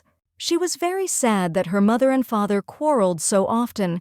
Their dissatisfaction with each other became more and more obvious, and this destroyed the harmony that she once considered unshakable in their home. Gritting her teeth, Isabella couldn't shake off the memory of Kendia leaving behind a void, but despite that, the quarrels and disagreements in the family continued, as if nothing could bring back the former peace and quiet. Bright violet eyes, like two bright lights, looked into the distance, and the lady could not remember why everything around her had become so gloomy and disturbing, as if she had lost touch with the past and nothing brought the same joy. In a rude, irritated tone, the noblewoman addressed the frightened maid who was carrying the sheets, demanding that she immediately do everything as it should be done, without allowing herself any mistakes or delays, despite the woman's visible fear. Isabella, with a firm and decisive voice, ordered the carriage to be brought, for she was going to go into town to do some shopping, deciding that she needed a little distraction from her domestic cares and to find solace in her acquisitions. The city was made of ancient stones. Its streets were full of stories, and the openings between the buildings resembled gates to another forgotten world, where time seemed to have stopped, and every corner hides something mysterious and majestic. Kendia, taking a deep breath, said that they had gotten there very quickly, although in fact her look betrayed her fatigue, and she felt that the road, although short, had taken a lot of her strength. Christo, carefully looking after the horse, taking the ropes in his hands and directing it in the right direction, showed all his care and attention to the animal, as if it were an important part of their path, like a faithful companion on this journey. Raising his head up, the man, with a slight note of satisfaction in his voice, suddenly said that they had finally arrived where they were going, as if the very moment of reaching the goal was no less important to him than the entire path traveled before. Politely and respectfully, he offered his hand to the lady, wanting to help her get down from the carriage, which was a manifestation of gallantry and good manners, because he knew how important such gestures are in a society where every movement emphasizes status. Holding hands and closely watching her movements, Christo asked with slight bewilderment if the beauty didn't need help, because despite her confidence, he still saw slight anxiety and indecision in her gaze. Slowly and carefully, the woman's hand touched the man's, as if seeking support to lean on him, feeling how his strength and confidence gave her peace in this moment when everything seemed new and unfamiliar. She was treated badly in the Count's house, often feeling the weight of his anger, and once, when she tried to escape, his rough hands grabbed her by the hair, causing pain, and making her feel like there was no corner where she could be safe. Moreover, she was often beaten and locked in a cold, empty closet where even light could not penetrate, and this place, filled with fear and loneliness, became for her a symbol of torment and hopelessness. And now, at this moment, the touch did not bring pain as before, but on the contrary, brought tenderness and affection, filling the heart with warmth and a sense of security that she had been deprived of for so long. The girl accepted the help with a smile, enjoying the touch of hands, which became for her a symbol of care and understanding, as if for the first time in her life she felt that there was someone who was ready to support her. A memory flashed through the maiden's mind of how the Duke always tried to help her, fulfilling all her requests, while she felt like a stranger in her home, surrounded only by coldness and indifference. While the foster family humiliated and beat her, he, on the contrary, showed kindness and care, as if he knew how important support was for her during this difficult period of her life, when everything around her seemed hostile. Suddenly the beauty froze, as if remembering something, and her gaze dimmed, and her thoughts slid towards the indelible pain and fear that she had experienced in the past, which surfaced in her memory as an unbearable burden. She pressed her hands to her chest, as if she could feel the pain coming over her again, although in reality it was only the memory of past suffering that seemed still alive, as if it were happening right now. She felt sad that the Duke, despite all his care, seemed to be trying to hide her from the whole world, shielding her from reality and creating the illusion of security, which perhaps only increased her loneliness. Noticing that his companion had stopped, the aristocrat also froze, his gaze full of concern, and he, without hiding his surprise, asked what had happened to her, because he felt that something had changed in her behavior, but did not know how exactly to explain it. Looking down and trying to hide her true feelings, the lady lied that everything was fine, although the blue of her eyes, full of sadness and sorrow, betrayed her true state, contradicting what she was trying to show outwardly. As she followed her fiancé, she reminded herself that they were bound only by the marriage contract and nothing more, and despite all his efforts, she felt that her heart remained alien to him, as if there was no real connection between them. The city they were walking through was so big and confusing that it was easy to get lost among its narrow streets and tall buildings. Every corner seemed like a new world, hiding many secrets and surprises. The noblewoman could not contain her delight as she admired the local color and the bustling market, where the smells of fresh spices and the sounds of trade created an atmosphere full of life, as if the land itself radiated energy and joy. But then, suddenly interrupting her admiration, the aristocrat sharply ordered her not to behave so suspiciously, as if his senses had become heightened and he felt a threat, although the situation itself remained quite peaceful and harmless. He himself, hiding his face under a hood, attracted much more attention in broad daylight than his companion, because his efforts to remain unnoticed only increased the interest of those around him, creating a feeling of mystery and anxiety. Suddenly the wind blew and their robes fluttered in the wind, as if they themselves had become part of this great city, adding another element to the picture where everything was permeated with movement, change, and a sense of incompleteness. In his heart, the Duke wished that this day would end as soon as possible, so that he could leave the city and return home, where he was surrounded by familiar walls, and where he could again feel the peace and tranquility that was missing in this bustling place. In the middle of the street, towering over the other buildings, stood a golden statue of the hero, symbolizing the greatness and strength of this man who once saved the city from certain death, leaving a mark on the hearts of all residents. Kendia, leaving her companion behind, hurried forward to examine more closely the golden stone, which was so shining in the sun, and she felt her breath taken away by its grandeur and beauty.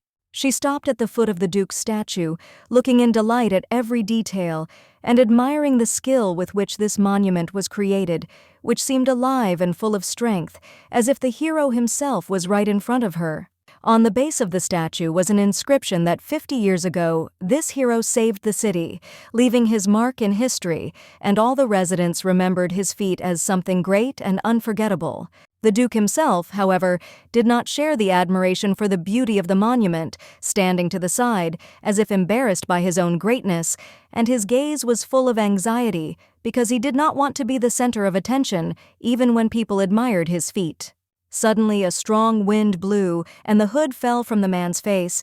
His features became visible to passers-by, and the leaves around him began to swirl in the air, giving the whole event an atmosphere of surprise and excitement. Concerned, the aristocrat immediately turned to his companion, anxiously asking if she was hurt somewhere, because his attention at that moment was focused not only on external events, but also on the safety of the one who was next to him. Suddenly, among the crowd, several passing men, noticing the resemblance, began to compare the Duke with the golden statue, noting that this guy strongly resembled the very hero to whose figure the monument was erected. Instantly, the nobleman pulled his hood over himself, trying to hide his face, not wanting to be recognized and attract attention.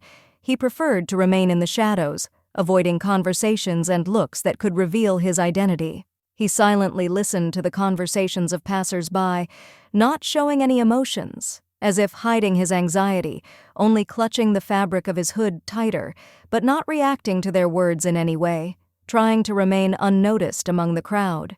Cristo, his eyes wide open, peered into the dark space where words were heard that penetrated his soul like icy needles, calling him a monster, a creature that lives forever, devoid of any humanity. His hand clenched into a fist, and holding back the inner anger that flared up with every word he spoke, he felt how fear mixed with rage seized his heart, but he did not allow himself to show weakness. With a feeling of deep frustration, looking down at the floor, he mentally convinced himself that such an outcome was inevitable, because those around him were always right in their words. He really was a monster. However, unexpectedly, Kendia, noticing what was happening, decisively intervened in the dispute between strangers, demanding that they immediately apologize to Cristo for their disrespectful and offensive words. The young men, visibly frowning and looking at each other in bewilderment, turned to her with a challenge, asking what exactly she meant by demanding an explanation in such a categorical form. The man, indignantly pointing his finger in the direction of the lady, said with irritation that she was behaving like a rude and boorish woman, clearly trying to humiliate her in front of those present. Kendia, without thinking, decided to intervene in what was happening, realizing how difficult it is for a person deprived of the opportunity to defend himself to resist rudeness and injustice that break the spirit and dignity. Her eyes sparkled with righteous anger and an unwavering desire to defend the good name of her fiancé, reflecting all the determination not to allow the humiliation of the one who was dear to her. With determination in her voice, she firmly and without a shadow of a doubt declared that the Duke, despite evil words and gossip, was not a monster, but was an example of true nobility and generosity. Curious townspeople, hearing a loud voice coming from the middle of a noisy street, began to stop their steps, turning around to understand the reason for the escalating conflict and assess its significance. Cristo noted with obvious irritation that their loud squabble was beginning to attract unnecessary attention from passers-by, and he realized that such publicity would only complicate their already tense situation. He calmly but firmly placed his hand on his companion's shoulder, as if trying to restore her composure, and in a restrained voice ordered her to be silent, demanding that they continue on their way without delay, without attracting further attention. However, the noblewoman, despite his attempts to stop her, did not want to accept the injustice and, raising her voice, cried out in despair how it could happen that no one present felt sorry for the unfortunate duke, suffering from slander. Addressing the boys with obvious reproach in her voice, she firmly stated that the aristocrat about whom they spoke so rudely had experienced deep suffering for a long time and, instead of ridicule, deserved sympathy and human understanding. Filled with rage, her face flushed with indignation, Kendia solemnly promised that she could never forgive those present for their heartless and cruel behavior, which she considered unworthy of a true man. Suddenly, several guards appeared from the square, hurrying towards them with loud shouts that a group of violators had caused chaos and disorder, requiring immediate intervention. Realizing the seriousness of the situation, Christo instantly grabbed his companion by the hand, decisively indicating to her that it was time to leave this place immediately before they could be captured. Taking her hand, he quickly led his companion along, trying to calm her indignation, while she continued to loudly demand an apology from the guys, who stood there in bewilderment. The guards, looking at each other in confusion, combed the streets and alleys of the city, hoping to find the troublemakers who had cleverly fled the scene, avoiding punishment. Having managed to turn into the nearest narrow alley, Christo quickly pressed himself against the wall and carefully placed his hand on his companion's lips, begging her without words to remain silent so as not to give away their refuge. Freed from her companion's grip, she, barely containing her anger, quietly but decisively whispered that she would certainly make those rude people apologize to the Duke for their insolent and offensive words.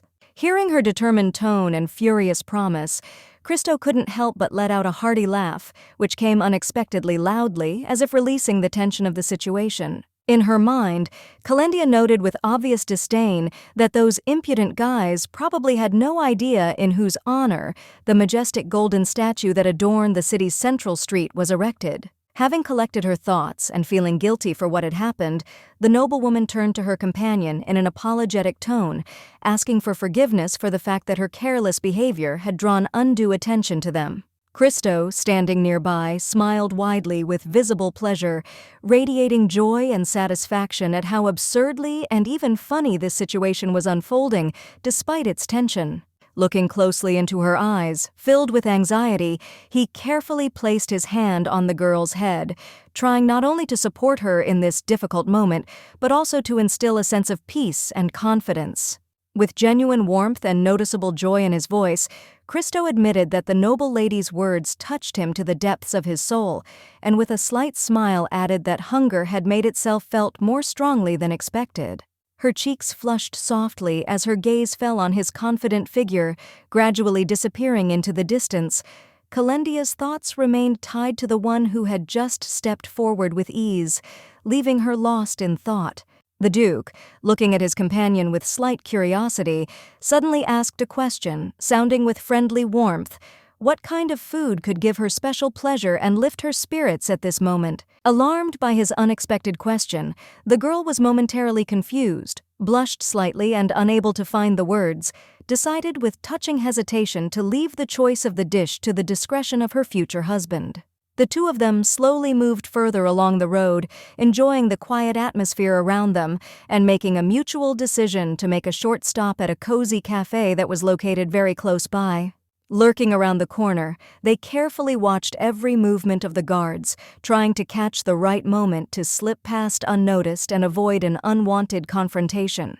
Looking around carefully, Christo could not help but notice how an almost frightening silence reigned on this section of the road, which was only occasionally broken by the light rustling of leaves in a weak wind. Kendia walked confidently behind Christo, trying to stay close and not lag behind even a step, as if she was afraid of getting lost or leaving him alone on this path. Sitting at a small table in a cozy corner of the cafe, they slowly savored aromatic drinks and delicious dishes, enjoying the long-awaited break in their journey. With a sincere smile, Christo offered Kendia to try the fresh pastries, which were impossible to refuse, and she, without hiding her pleasure, ate them almost immediately, admiring the delicate taste. After a long journey, they finally stopped at an old building with a peeling sign that once proudly announced that it housed the only pharmacy in the area. With genuine joy on her face, Kendia clutched a small paper bag of medicine tightly to her chest, while saying that they now had the opportunity to alleviate Riley's condition and perhaps cure him completely. Her gaze involuntarily stopped on an exquisite white dress, which was displayed with particular elegance in the window of a nearby store, as if inviting every passing girl to look inside. This fashion store, with its luxurious windows and stylish outfits, has long been considered Isabella's favorite place, where she always chose the most elegant dresses for special occasions. The skillfully crafted dress, decorated with delicate ribbons the color of pure snow, exquisite floral patterns, and sophisticated lace, seemed to attract the eye and envelop the wearer in the magic of its unique beauty. Taking a few steps forward, Christo suddenly froze, catching how his companion was looking with special interest and hidden admiration at the outfit displayed in the window. With a gentle smile, trying not to embarrass the girl, Christo carefully asked if she would like to try on or buy this exquisite dress that seemed to attract her so much. The girl, blushing slightly, lowered her gaze and with slight hesitation admitted that she had never had an occasion that would allow her to appear in such a magnificent dress. At that moment, images suddenly appeared in Christo's mind, where his brave and determined bride, forgetting about her own fears, stood up for his defense with such selflessness that her act remained unforgettable for him. So, after thinking deeply and digesting all the events, he decided to change his initial opinion, quietly saying that he probably shouldn't have worried so much before, giving in to emotions that seemed important to him at that moment. The beauty, as if struck by his words, froze in complete stillness, staring at him, unable to immediately understand what exactly Christo wanted to say, trying to comprehend his suddenly changed behavior. The man, taking a deep breath, decided that from now on he would always be by her side, providing her with his support, confidence, and help in any situation, ready to be her support and reliable protector in any life situation.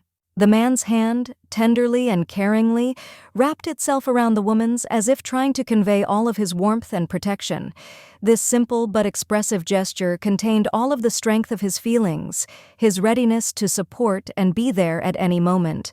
Kneeling before his bride, Christo, with a heartfelt expression on his face, tenderly asked her to accompany him to the special occasion, which was not just an invitation, but a manifestation of respect and deep affection. Kendia, puzzled and not understanding what exactly he meant, asked again in bewilderment, because just recently he himself claimed that he wanted to go to the event alone, without anyone's accompaniment. Christo, smiling softly, explained that he had changed his mind, and now, realizing how important her support was, he wanted to have her next to him, because his thoughts and feelings had changed, and he could not imagine this moment without her. Still kneeling, he again expressed his request, inviting the lady to the ball. His voice sounded sincere, and his gaze was full of hope and tenderness, because this was an important and significant event for him, in which she was supposed to be. The noblewoman, after some hesitation, finally accepted his invitation, adding that if he himself did not object to her coming, she would be glad to be there, but still she wanted to be sure that her participation would not cause inconvenience. Suddenly, unexpectedly for Christo, the lady, a little embarrassed, said that she did not have a suitable dress for such a formal event, which made her feel out of place in light of the upcoming importance of the event. Christo, without losing confidence, pointed with his hand to the display case where a white dress was hanging on a mannequin, and confidently said that this particular outfit, in his opinion, would look perfect on her, just right for her refined taste. Raising her hands in front of her as if trying to refuse, the aristocrat began to protest, explaining that the outfit was too expensive and she could not afford such luxury because she did not want to be a burden to Christo or expose herself in overly expensive things. Without thinking twice, the man, deciding not to back down from his idea, carefully grabbed his companion by the hand and, with ease and care, carried her to the store, confidently saying that he was quite capable of providing her with everything she needed without experiencing any difficulties. At that moment, a sound signal rang through the air as the bell at the door of the store rang, signaling that new customers had entered the store, attracting the attention of all the staff and creating a sense of excitement in the room. Inside the store, there was a woman who greeted the guests with a polite smile and was ready to provide them with assistance without the slightest hesitation, showing a high level of service, which made the atmosphere even more welcoming and hospitable. Kendia, covering her mouth with her hands, could not hide her admiration, surprised by how beautiful and luxurious it was inside, as if she had entered another world where every element was thought out to the smallest detail, creating an atmosphere of refined elegance. The woman, noticing the customers in strange clothes, approached them with a polite smile and asked what exactly they wanted to buy from the outfits, ready to offer them the best choice in accordance with their tastes and preferences. Christo, without thinking, easily threw a bag of money into the lady's hands, confidently declaring that they would like to buy a white dress from the display case, and, not paying attention to those around them, expected that their wish would be fulfilled without delay. In complete shock, the woman stared at the amount of money that was in the bag, unable to immediately comprehend how much the client was willing to spend. But while she was still in amazement, the Duke added that she should also pick out shoes and accessories that would perfectly complement the outfit. Immediately, as soon as the woman came to her senses, she bowed politely, expressing gratitude for such a generous offer, and loudly promised that she would fulfill the client's request with the utmost diligence and attention so that everything would be done at the highest level. Christo, not wanting to embarrass the bride with his presence, went outside to wait for her, giving her some time to calmly choose and try on an outfit without feeling any unnecessary pressure. The city had changed a lot in recent years. New houses, remodeled streets, and modernized buildings created a completely different appearance that was not immediately recognizable, and everything now seemed new and unfamiliar. The nobleman, looking around, turned his gaze to a clothing store that had not been in this place before, surprised at how quickly everything was changing and noticing that the city continued to develop and transform. Suddenly, when the man began to retreat back, he unexpectedly collided with another person, who, without having time to react, fell to the ground, which was a complete surprise for both. It was Isabella, in an elegant purple dress, who, unable to restrain herself, began to loudly curse at the rude man who was not looking where he was going and now, in her opinion, violated her personal space, provoking anger. Christo, with an expression of sincere regret on his face, asked for forgiveness and, holding out his hand, offered the lady his help so that she could stand up,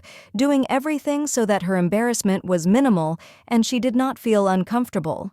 Like a true gentleman, he carefully inquired if the beauty was hurt, showing concern and attention to make sure that she was okay and had not suffered from the unexpected collision. Isabella, blushing with embarrassment, felt her cheeks turn bright red, and the look she directed in his direction was full of a hidden feeling of love that she tried to hide, but it was obvious. Christo, despite his simple black robe, looked noble and aristocratic. His posture, manners, and self-confidence emphasized his high origin, despite the lack of excessive luxury in his clothing. The woman's hand, without thinking, reached forward to the man's, wanting to touch and feel his support. There was something tender and trusting in this gesture, as if she hoped that he would help her in any situation. But suddenly, unexpectedly, a saleswoman came out of the store and announced that the order was ready, and Christo, with instant determination, pulled his hand away and, without saying a word, turned sharply towards the store, leaving Isabella perplexed. Isabella was left alone, sitting on the ground, with an expression of indignation and pride on her face, reaching out to the departing guy, feeling offended and humiliated, not understanding why he left so suddenly without finishing their conversation. At that moment, a maid with bags and purchases hurried to the aristocrat, shouting her name, but her words and haste could not bring back the attention of the noblewoman, who was absorbed in her thoughts and worries about the recent incident. The noblewoman, unable to bear the servant's interference, angrily shouted at the maid, who always irritated her, trying to drive her away with her rage and not wanting to show the slightest gratitude for the help, feeling that her pride had been hurt. Turning her gaze to the closed door of the store, Isabella muttered to herself that she had finally met her chosen one, her future husband, deep down already painting pictures of their future together. Suddenly, surprised, she froze, hearing the words that if she behaved badly her father would not take her with him to the birthday party and the ball, which caused her unexpected anxiety and doubt about her behavior. Smiling resolutely, Isabella decided that this meeting with the handsome man was far from the last, and she should watch her behavior so as not to let her father down and not lose such an important event. Together with the servants, a little confused by her thoughts, but full of determination, the beauty went away, leaving behind all her worries and deciding how to act next time so as not to miss the chance. Isabella thought to herself that she would eagerly await the next meeting with her new lover, anticipating how this relationship would develop and how it would become an integral part of her life and destiny. Cristo obediently followed the saleswoman up the stairs, taking his time and listening to every word, feeling how his attention was focused on her and on what was about to happen in the coming moments.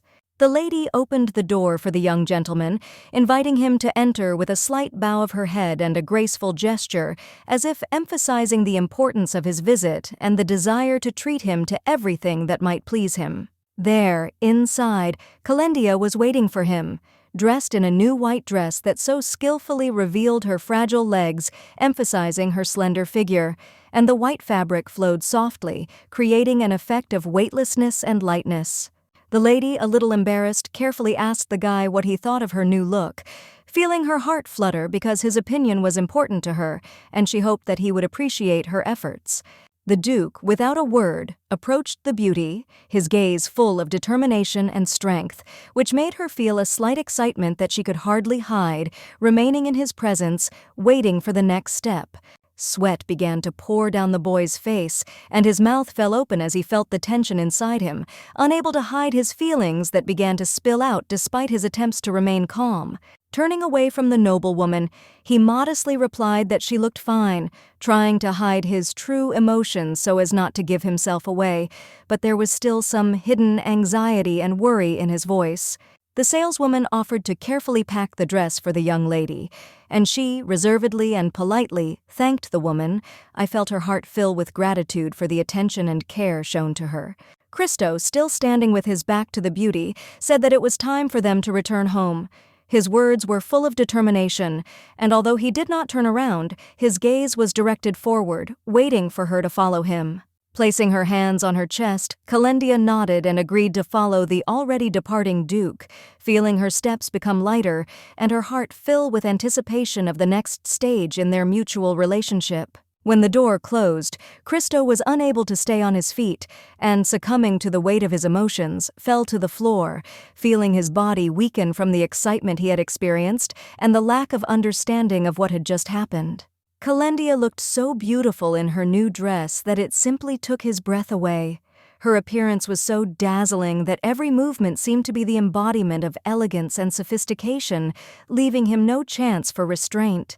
The Duke's cheeks were covered with a slight blush, and his look, full of excitement, betrayed his entire internal struggle, in which there was no room for calm.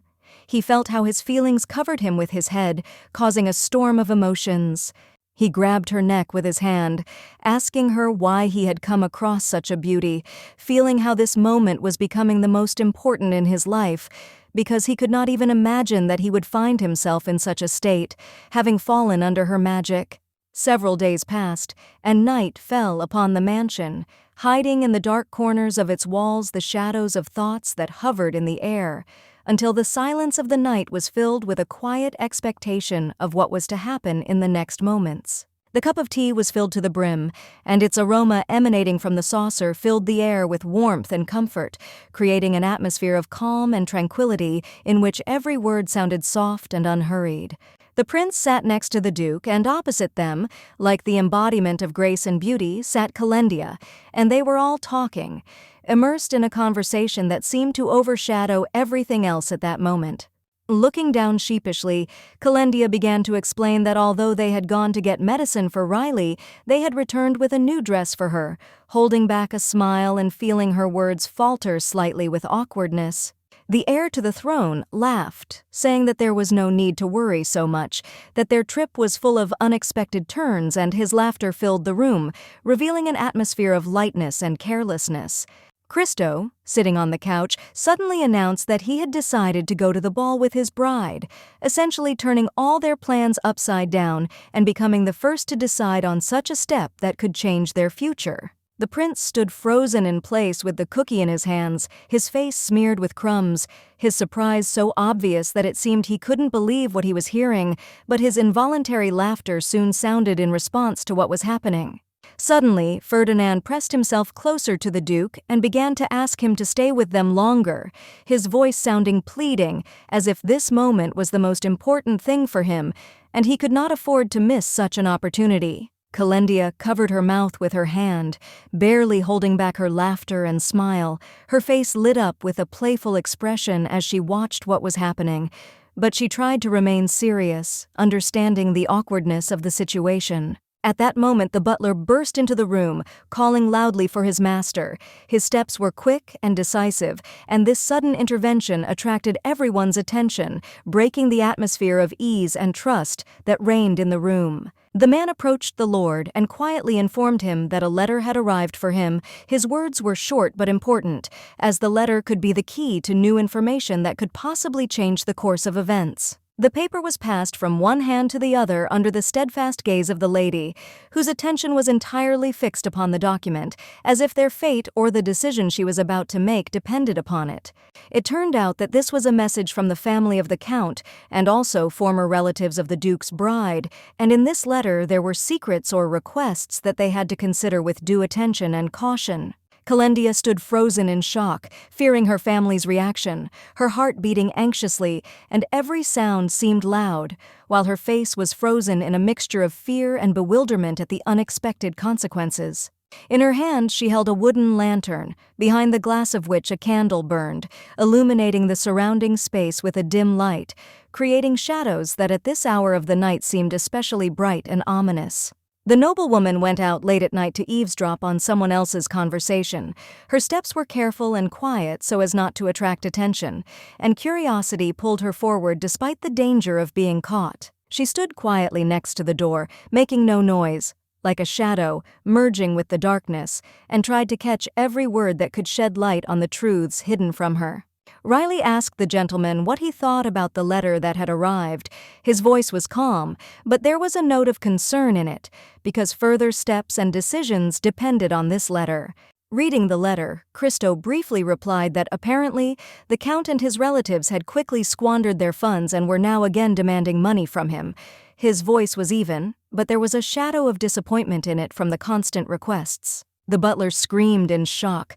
How could these people spend the money so quickly when it would have lasted for 3 years? His voice trembled with surprise and indignation. He could not believe such wasteful behavior. The gloved hand lay on the document, despite the fact that the aristocrat had taken their unloved wife, but it seemed that the money he brought in was insufficient, and all this was not enough to satisfy their needs. The look with red eyes burned with hatred and anger. It contained all the weight of disappointment, and the desire to punish those who caused pain could not help but be reflected in his face. Christo was angry because he couldn't help but notice how thin the young lady who was sent to him as a wife was. His heart sank with pity and anger. He couldn't understand how anyone could allow such a thing to happen to their child. And the prince had previously said that Kendia never came to balls, and drawing a conclusion, Christo realized that the beauty was probably never allowed to leave the house, hidden from the world, and not given the opportunity to live a full life. The man frowned and stared ahead, his head propped up on his hand, his face reflecting an internal struggle and deep thought. Traces of discontent and tension from what was happening could be seen in his eyes. Kendia stood frozen by the half-open doors, hiding in the shadows and listening to the conversation, her heart beating faster. She tried hard not to make a sound so as not to give herself away, being on the verge of hysteria. She was furious and horrified because her father had never shown her the love he had declared in the letter he had sent. There was no sincerity in his words, and now it became clear to her that all these expressions were just a mask. He needed money, a purse and gold coins, all of which were important for his ambitions and desire for luxury, but not for a connection with his own daughter, to whom he never paid due attention. The Count's family was greedy and wanted to live luxuriously. Their desire for wealth was immeasurable, and to achieve their goals they stopped at nothing, ignoring human feelings and needs. The noblewoman folded her hands in front of her, silently asking the Duke not to believe her family's words, her gaze filled with despair, as she could not allow her own family to influence her and her husband's fate. Suddenly Cristo announced, sitting at the table, that everything had been decided and they had to get ready. His voice was firm and decisive. He had already made his final decision, and now all that remained was to carry out what had been planned. The men's conversation was interrupted by a beauty who burst into the room and shouted that she would return home and repay the entire debt. The words sounded like a challenge, full of determination and pride. Her face was lit up with a bright fire of confidence. The young men, stunned by the unexpected appearance of a woman at such a late hour, froze in place, unable to hide their surprise, because they did not expect to encounter a lady in such a situation. The girl standing before them firmly promised that she would work with all her might to help her father pay off the entire amount of debt they had accumulated and restore the trust that had been lost. The room suddenly became so silent that it seemed as if the air between people had frozen, heavy with unspoken words and unresolved questions hanging in tension. Cristo, frowning and trying to maintain a serious look, asked a direct question. Had the bride really been listening to their conversation all this time, hiding, as if trying to remain unnoticed? The girl, bowing her head and folding her hands in front of her in a humble gesture, quietly but sincerely asked for forgiveness for her inappropriate behavior, hoping that she could be given a chance to correct the mistakes she had made. The man, ignoring any attempts to justify herself on the part of the lady, with cold severity reminded her that he had previously made it clear that she should not worry about her financial situation or interfere in his affairs. The butler, noticing the heated passions and the escalating argument, tried to intervene, waving his hands to attract attention, and respectfully addressed his master, trying to calm the situation. Cristo, not wanting to waste a minute on further conversation, interrupted the butler, coldly saying that he did not intend to continue the discussion, since all these empty words were unpleasant to him. Kendia suddenly remembered that in exchange for the Duke's help, she had made a terrible promise to end his life, and overcome by an internal struggle, she painfully pulled out the sword that had already pierced his heart. Overwhelmed by anger and despair at what she had done, she clenched her teeth so hard that it seemed she could break them, internally refusing to accept her new role as a killer, which seemed completely alien to her. For a brief but painfully clear moment, she felt as if the shadow of death had appeared right behind her, whispering in a cold, commanding voice that she must be an obedient girl and not try to resist fate under any circumstances. The men in the room seemed petrified, astonished by the unexpected appearance of a stranger who, by invading their home without warning, had disrupted the usual order of their lives and caused a tense silence. The god of death, slightly bowing his head and looking at Kendia with a mysterious smile, muttered in a quiet but piercing voice that in this world, souls as pure and kind as hers were rare. After a short pause which filled the room with oppressive silence, he added with a mocking note that for the Duke Kendia had always been nothing but a useless burden and a waste of precious time. The Duke, overcome with anger and indignation, could not bear the mockery of the divine being, shouted loudly, demanding that the god of death immediately leave the noblewoman alone, and snatching a magic blade, moved to attack. However, the god, maintaining an icy calm without even resorting to his powers, easily repelled his furious blow with just one hand, as if playfully showing his absolute power. The aristocrat, aware of the risk but driven by a sense of duty, stood up as a true defender, shielding the bride with his figure, trying to protect her from the threat that emanated from the powerful creature. The handsome and majestic god of death, not hiding his mocking nature, said with a slight grin that all of them present here were rude people who were completely incapable of respecting higher powers. Cristo, instantly taking a fighting stance and tensing every muscle in his body, asked the god of death a sharp question, trying to maintain confidence in his voice. What, they say, was the Lord of the Dead doing here? The lady, hearing who their mysterious guest really was, the one who dared to cast a curse on the Duke, froze in place, overcome with surprise and a feeling of deep inner trepidation. The god of death, completely indifferent to what was happening around him, calmly raised his hand and slightly adjusted his cap, as if to make it clear that nothing that was happening could cause him the slightest inconvenience.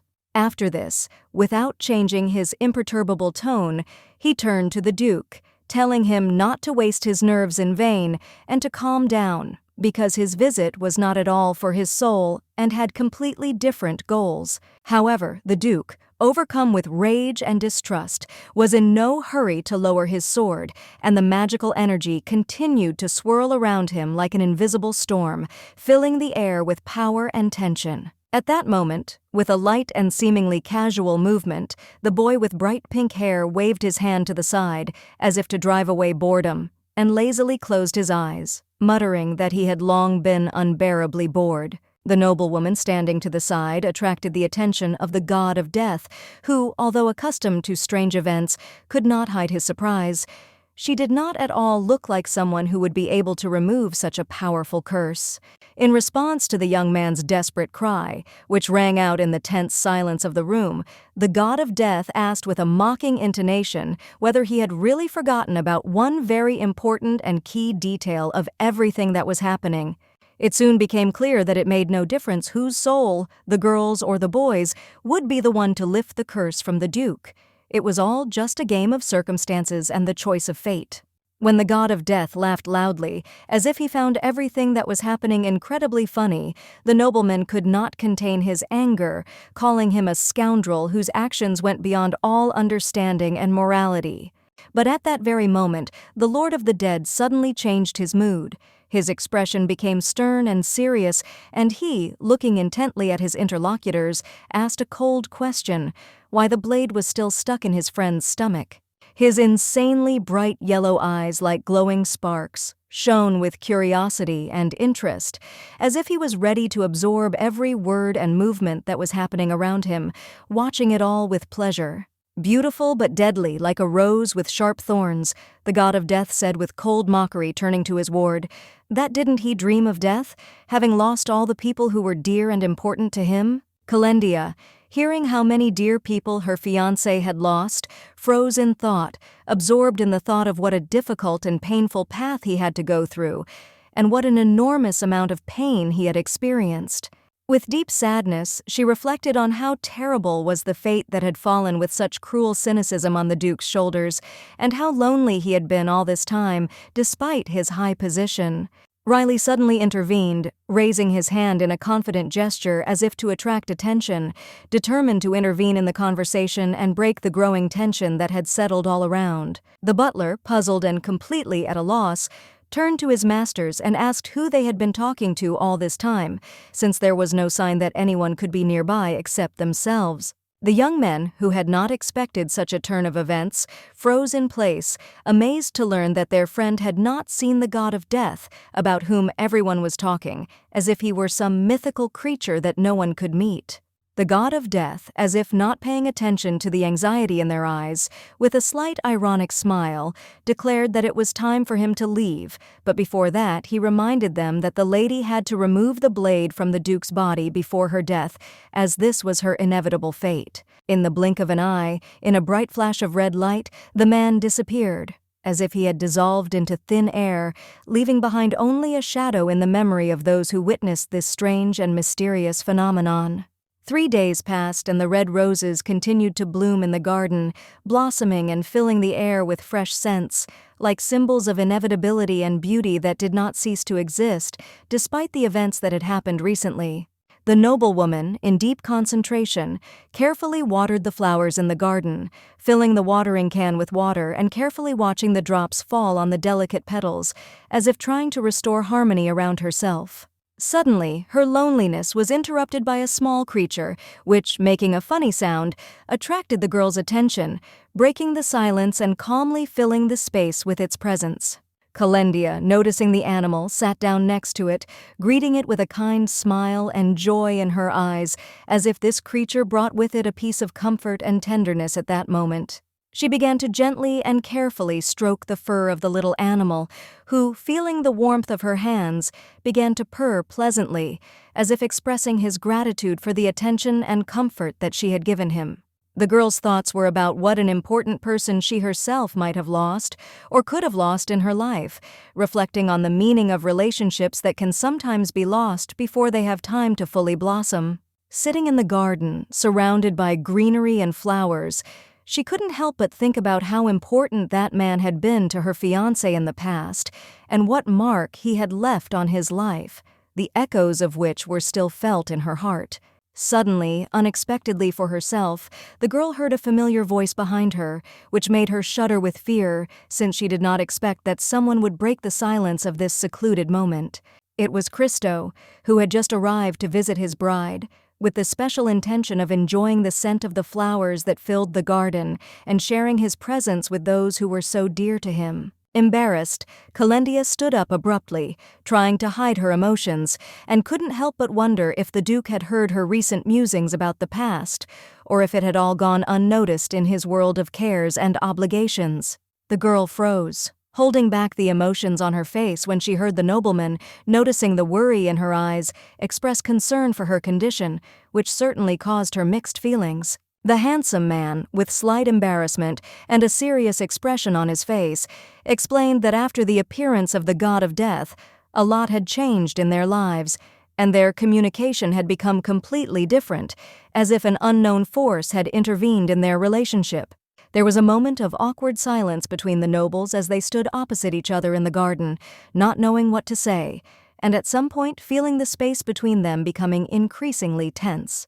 Suddenly, breaking the silence, Kendia loudly declared that she was not afraid of her death, as if trying to gain strength and self-confidence, deciding that no threats or fates could break her spirit. She wanted to say more, but the words seemed to get stuck in her throat, as if an invisible barrier prevented her from expressing her feelings, and each attempt to speak ended in a silence that became increasingly uncomfortable. She wanted to reach out and squeeze his hand tightly in hers, to feel the warmth and support that could convey all those unexpressed emotions that were boiling inside, but she hesitated, not knowing what would happen next.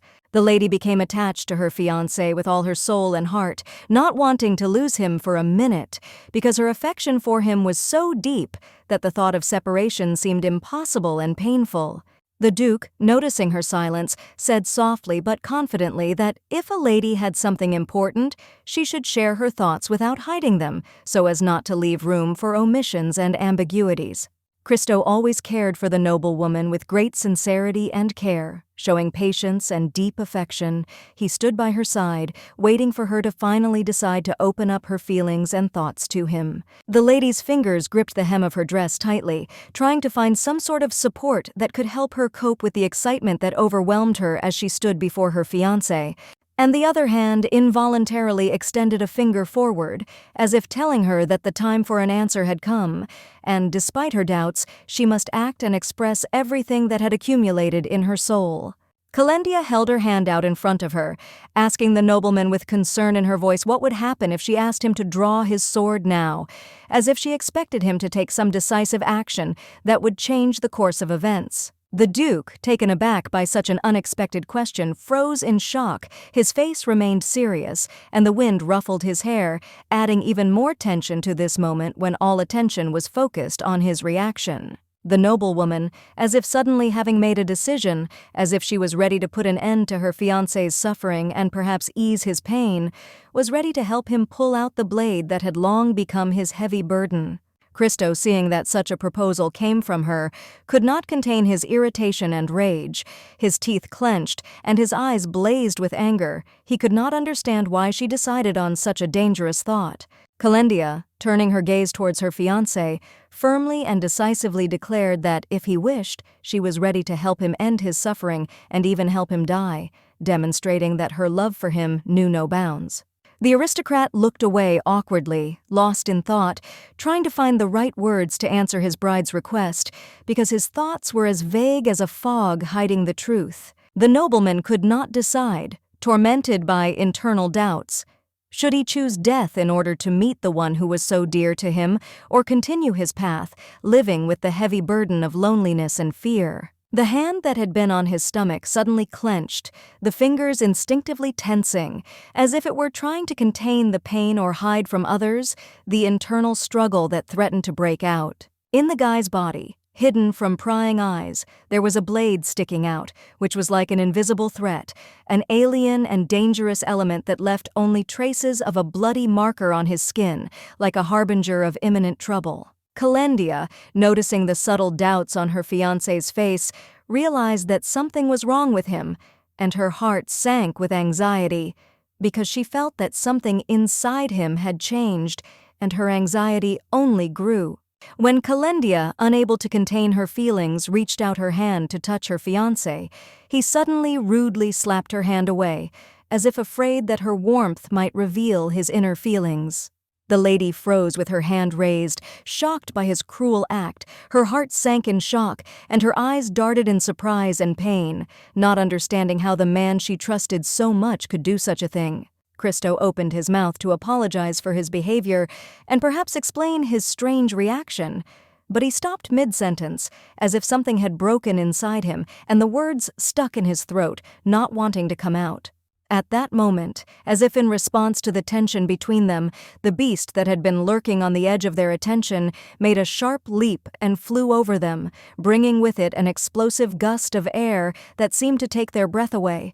As if wishing to protect its mistress, the beast, rushing forward, fell with force right on the Duke's face, as if trying to show its devotion and readiness to fight for her to the last. The girl, initially frightened but deciding to come closer, carefully approached the nobleman, who found himself on the ground with the animal, stunned and lying on the grass, as if the world itself had collapsed beneath him. The Duke, who had quickly come to his senses, began to curse and furiously try to fight off the beast, which, as if ignoring his protests, ran briskly over his shoulders, causing him to lose patience and composure. Grabbing the animal by the body with determination, the Duke, despite all the efforts of the beast, carried it aside, sternly ordering it to stop its restless behavior, hoping that it would obey his command. Kendia, unable to contain herself, could not resist the absurdity of what was happening and began to laugh at this ridiculous situation where the hero and his beast fought with unimaginable determination but looked rather comical. Cristo stood motionless, making no attempt to free himself from the clutches of the little beast, while his gaze was fixed on the laughter of the noblewoman, enchanted by her beauty, which he could not help but notice. He felt his heart beat faster with admiration. With joy, like a true beauty, she lifted the animal into the air, loudly and cheerfully exclaiming how cute and strong this creature was, and its expressive eyes sincerely touched everyone who was nearby. The Duke, who was watching this moment, could not help but smile, looking at the face of his beloved, which was illuminated by the light of happiness, and his heart was filled with tenderness and peace, making him forget about all his worries. After this, he gave his answer, in which he said that he was not going to pull out the blade that remained in his stomach yet, assuring that it was not serious enough to bother him at a time when her joy was so important. The aristocrat, tenderly and lovingly, touched his companion's cheek with his hand, feeling her soft skin and understanding how important it was to maintain this moment of closeness, in which everything seemed to be in perfect harmony. Happily, with a confident smile, the guy declared that he was glad to save their contract and marriage, assuring his beloved that their relationship would be strong despite all the trials that still lay ahead. They stood in the garden, their faces so close that each could feel the other's breath, and there was a light atmosphere of romance around them, as if time had stopped for this couple. The animal, tired of the adventure, curled up on the beauty's lap, settled comfortably, and soon fell asleep, while its calm breathing harmoniously fit into the silence of this enchanting moment. Soon the Crown Prince came to visit them and greeted them joyfully, his face glowing with genuine joy, and his presence added even more solemnity to this pleasant moment. Riley stood by, ready to serve tea to his masters, watching closely what was happening, not interfering, but always ready to provide support, like a faithful servant devoted to his role and duties. Suddenly, the heir to the throne put his hand to his mouth, jokingly saying that the Duke was probably jealous of his bride for the animal, hinting at their closeness, which caused him mixed feelings of surprise and displeasure. Christo, outraged by such a daring joke, reacted sharply, which only made the prince laugh louder, enjoying the reaction of his interlocutor and remaining confident in his ease and carelessness. And then, as if by fate, the little animal, feeling the tension, suddenly grabbed the man by the hand, his sharp fangs digging deep into the skin, and the prince jumped to the side from the pain, grabbing the bruised place with his finger. Ferdinand jumped back in pain, clutching his finger, which the little animal had managed to seriously injure, and his face reflected pain mixed with surprise at such an unexpected turn of events. The beauty, with a soft and caring look, gently stroked the beast's head, calming him down, while the ladies continued to seriously discuss important issues with the men, not noticing how this scene gave the conversation a light informality. The Duke, noticing his bride's reaction, suggested that she leave the pet at their home if she had become so attached to it, and his voice was full of benevolent ease, as if it were the most natural proposal. Kendia, hearing this proposal, was sincerely pleased and a little surprised because she did not expect that everything would turn out so simply, and sparks of joy and gratitude for such a gesture sparkled in her eyes. Christo gave his consent with a slight mockery, watching as the pet, as if in response to everything that was happening, bit the prince again, smiling, not hiding his pleasure at this turn of events. The girl, looking down, realized that she had to come up with a name for the new tenant of their house, and this task seemed important to her, because this name depended on how the little animal would be perceived in their family. The little animal stared at his new owner in anticipation, as if in complete anticipation, his eyes shining with curiosity, and he knew that changes were coming soon, and the name would be a symbol of new life in this house. When the animal heard that he had been given a new name, Rita, he rejoiced and wagged his tail, feeling that this name suited him perfectly, as if it were part of his essence. The happy pet, not wanting to miss the moment, climbed onto his owner's neck, licking it generously, expressing his joy and gratitude for the attention she gave him. Suddenly, at that very moment, a new, wonderful idea occurred to the heir to the throne, which could further enliven the atmosphere, and his face lit up with genuine enthusiasm, as if he had found a solution to some important problem. He asked with interest why the bride and groom had not yet called each other by name, since it would seem that their relationship had long since moved to a more intimate and less formal stage.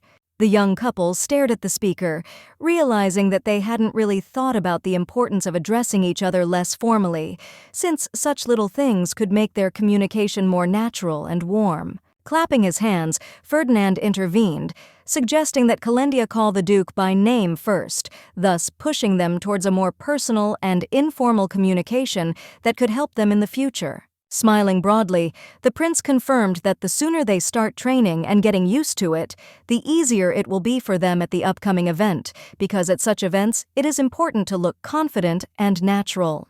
Kendia froze with a sad expression on her face, realizing that she could not refuse the heir to the throne's offer, because her indecision would only complicate the situation, and the prince was clearly expecting some kind of step forward from her. An awkward silence fell between the nobles. No one knew what to say, and everyone felt the atmosphere becoming a little tense because no one wanted to break convention and start a conversation first.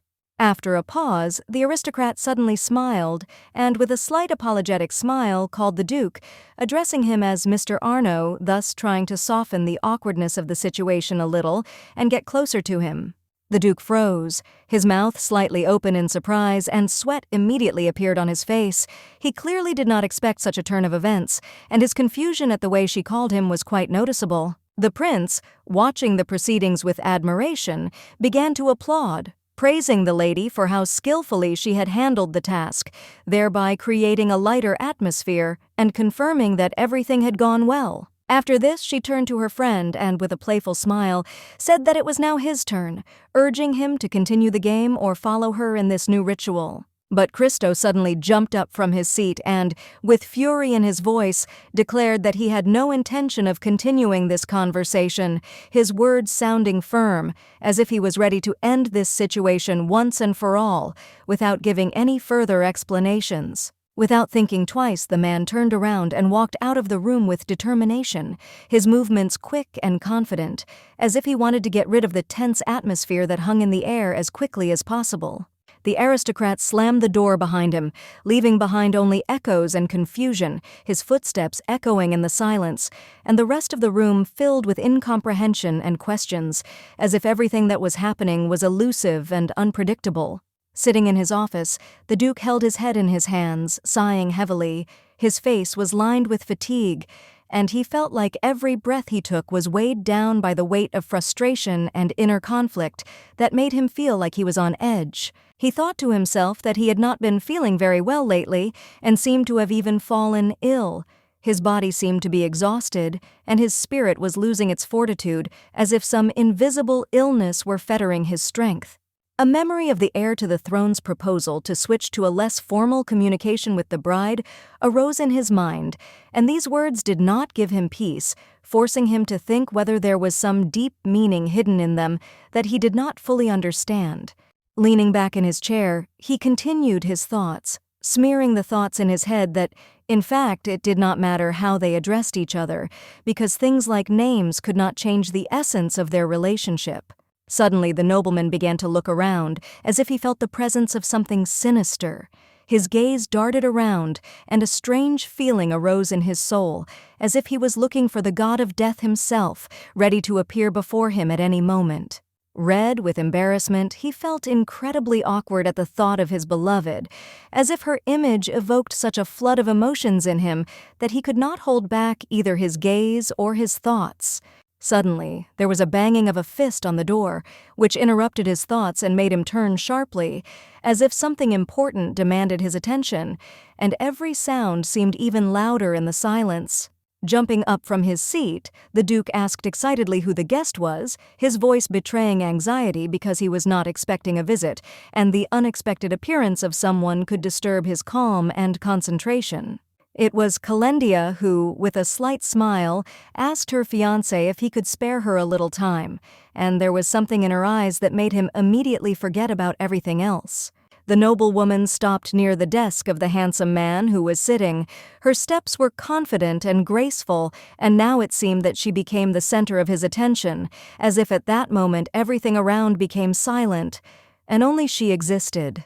Kendia leaned forward, politely apologizing for taking up her fiancé's time, her voice soft and respectful, as if she was concerned for his comfort, understanding how important his space was to him. The man, his mouth open in surprise, began to protest, because they were already married and everything was fine, but his words sounded a little nervous, as if he didn't know how to properly respond to her apology. Suddenly, the Duke jumped up from his seat and shouted that he did not want to return to what had happened between them before.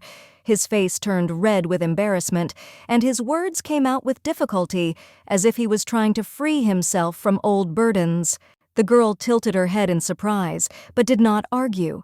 Her gaze was full of softness and understanding, as if she realized that sometimes in a relationship, you need to let everyone express their feelings without creating pressure.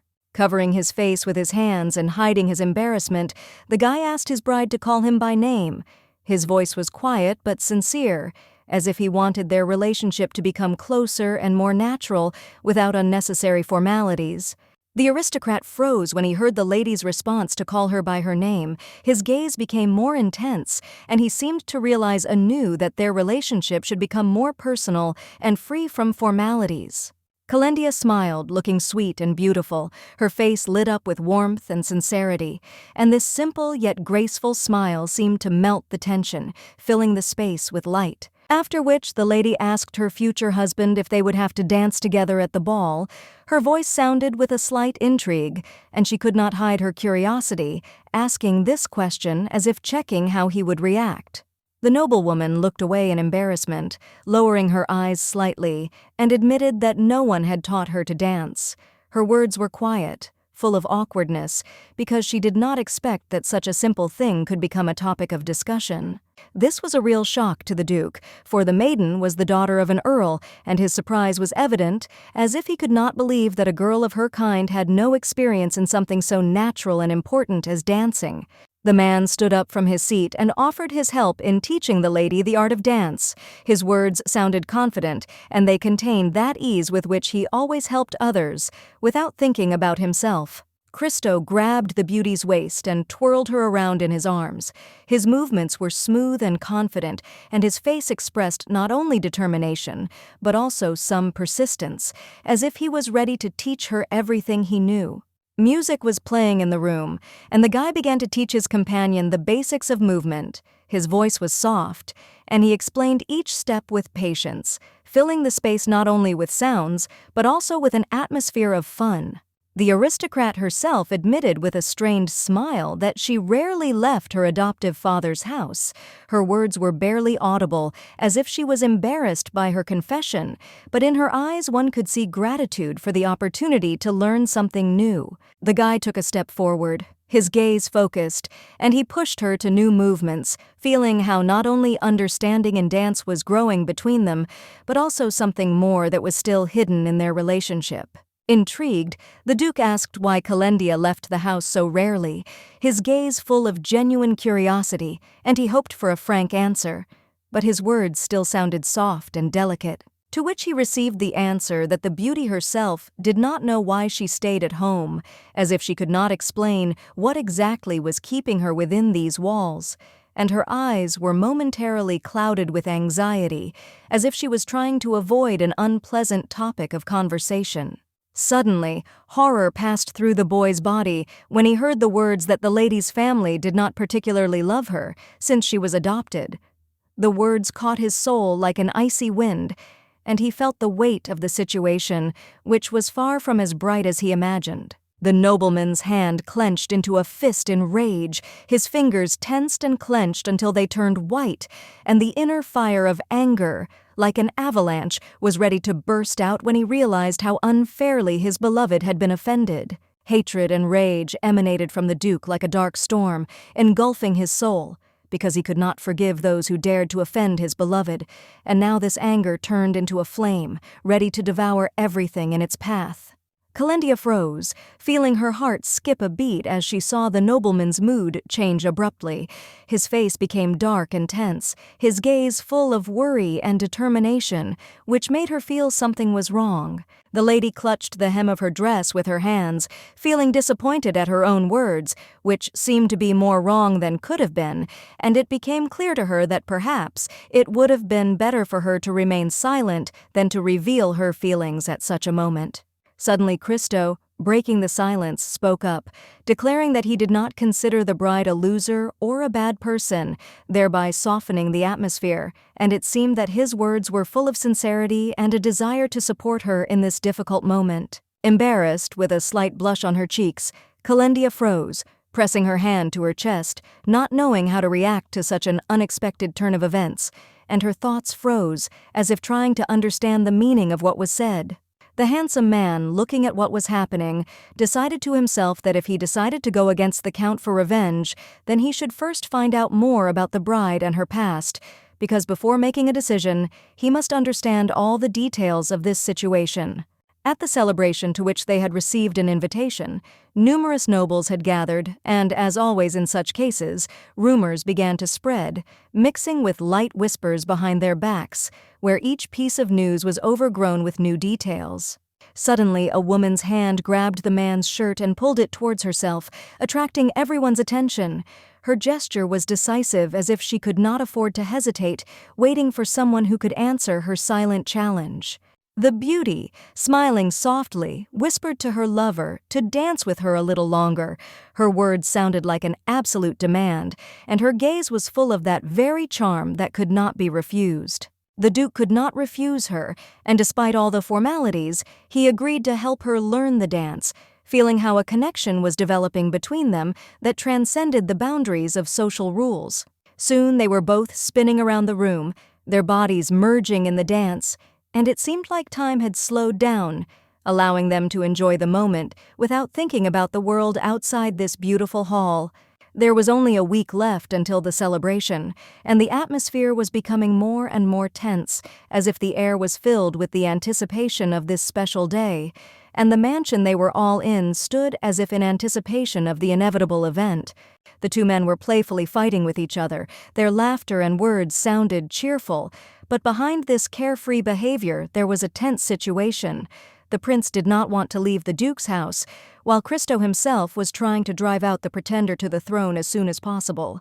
The days passed quickly, as if the darkness was swallowing up time, and day after day there was a special silence in the house, while beneath the surface of events the tension grew, creating a feeling that everything was about to change.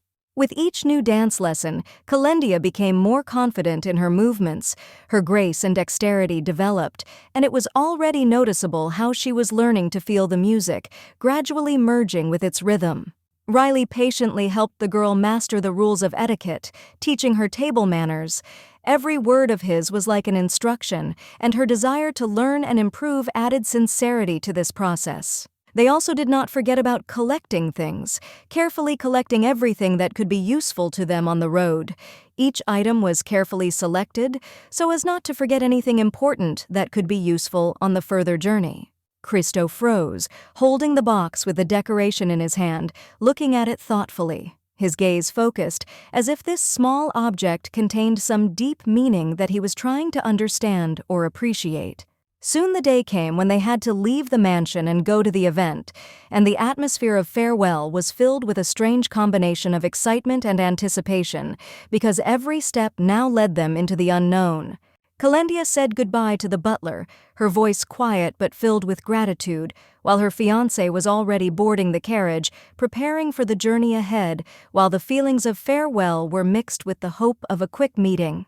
The two of them waved goodbye before heading out on their way, their gesture full of respect and politeness, but at the same time there was a slight sadness in it as they left this place behind.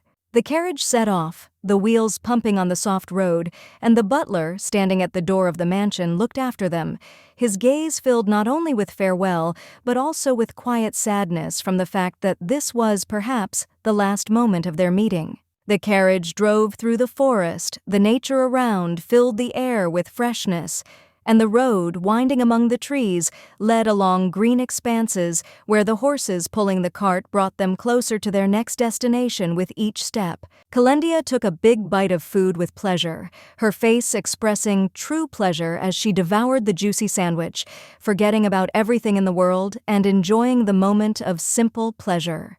She loudly declared to her fiancé that the sandwich was incredibly delicious. Her words sounded with such genuine joy that he couldn't help but smile, because her enthusiasm was infectious, making him also have a little fun. The man sat opposite her, eating his food slowly and measuredly, his gaze focused and his movements calm. But despite this, one could detect in his eyes an interest in what she said. Riley, left alone in the mansion, must have felt very lonely because the house where so many events happened now seemed empty, and silence filled every corner, leaving him alone with his own thoughts. The Duke, trying to reassure his bride, said that Riley was not alone because Rita was with him, and although his words were encouraging, there was a note of anxiety in them, as if he was trying to convince himself of this too. The nobles sat close, their legs almost touching, creating a feeling of intimacy and trust, as if they were not just neighbors, but partners united by some invisible but strong alliance. Smiling, the girl agreed that Riley must not have been bored, because he had a small animal that could always amuse him and become his faithful friend in this lonely, albeit strange time. Cristo smiled back, pleased that he had managed to cheer up his lady, his eyes sparkling with satisfaction, because it was important for him to see her mood, especially in moments like these when she was looking for support. He immediately covered his face with his hand, not wanting to reveal his emotions and joy. His face was hidden behind the gesture, as if he was trying to hide even the slightest manifestation of inner happiness, not wanting it to become noticeable.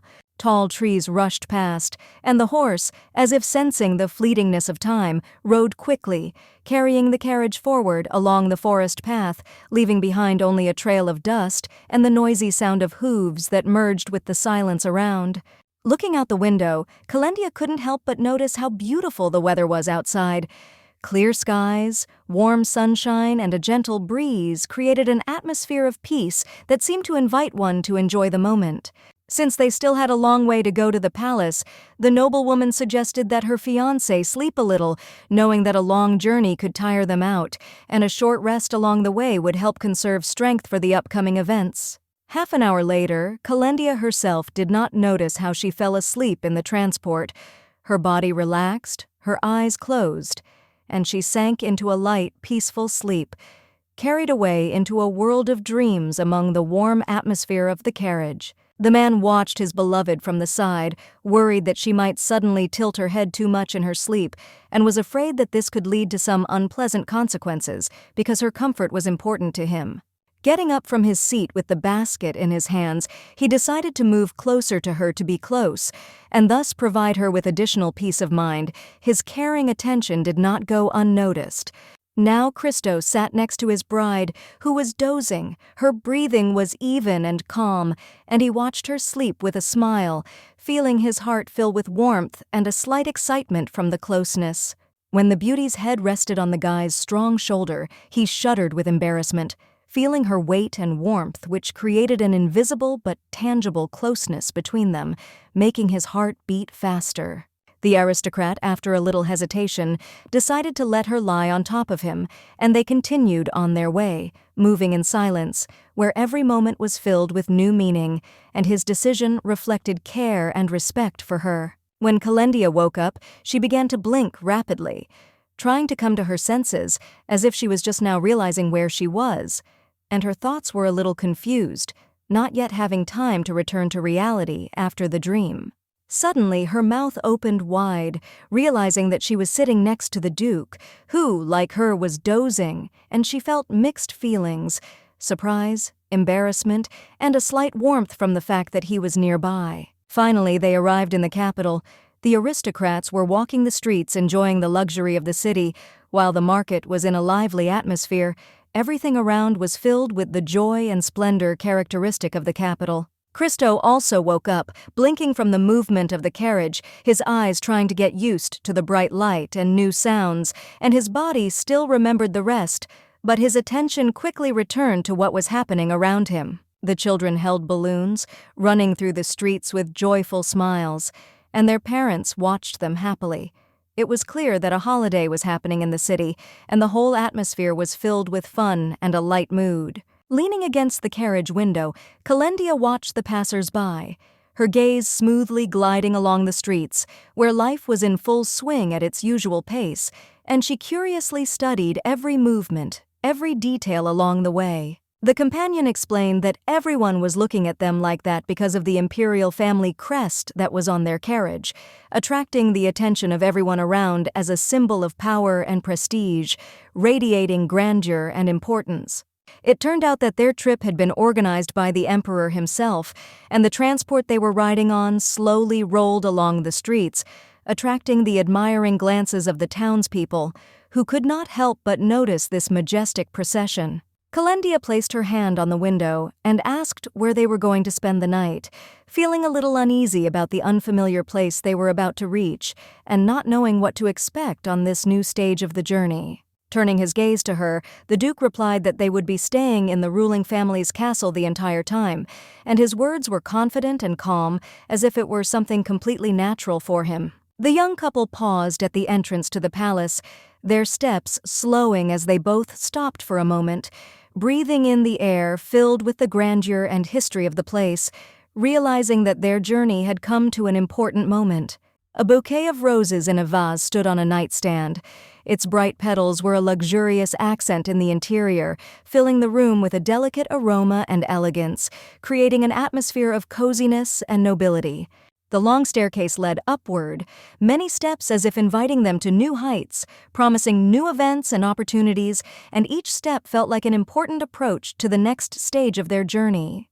The noblewoman stood awkwardly at the entrance, looking in surprise at the chambers they had arrived to, her gaze sliding over the majestic walls, the luxurious interior details, and everything that had been created in this place, like in a real palace. The beauty, without hiding her admiration, looked at the beautiful bouquet of flowers, enjoying its bright colors and subtle aroma, as if this small gift was a symbol of her stay in such a magnificent place. Noticing how quickly her fiancé was walking, Kendia asked him to stop and wait for her, because she had not yet had time to look around, and felt that in this place one could waste time without noticing the most beautiful details. Together they walked out onto the balcony where a fresh wind blew, filling their hair with a light rustle, creating a feeling of freedom and peace, as if the air itself was greeting them, inviting them to enjoy the beauty of the world around them. Kendia gasped and clutched her neck at the sudden gust of air that felt stronger than she expected, and at that moment her body reacted to the unexpected cold despite the warm day. A beautiful view of the fountain and nature surrounded by greenery opened up before them, like in a painting, where the calm waters of the fountain reflected the clear sky, and everything around was covered in the velvety light of the sunset. Kendia compared the courtyard to their garden, which, although also beautiful, seemed more modest and familiar, while here everything was majestic and unusual, as if she had entered a completely different world. Cristo himself, smiling mysteriously, began to remember the past, childhood, and youth. His gaze became a little dreamy, and he briefly plunged into memories, feeling how memory pulls him back to those moments that defined his life. Standing on the balcony, they each thought about their own things, enjoying the beauty of the landscape that opened up before them, and despite their different thoughts, it was obvious that everyone felt this silence and tranquility as something important for themselves. Suddenly, a servant appeared behind them, announcing that she had arrived to escort the young masters to their quarters, and her voice filled the space with a slight excitement as a harbinger of the fact that the next moment would be no less significant.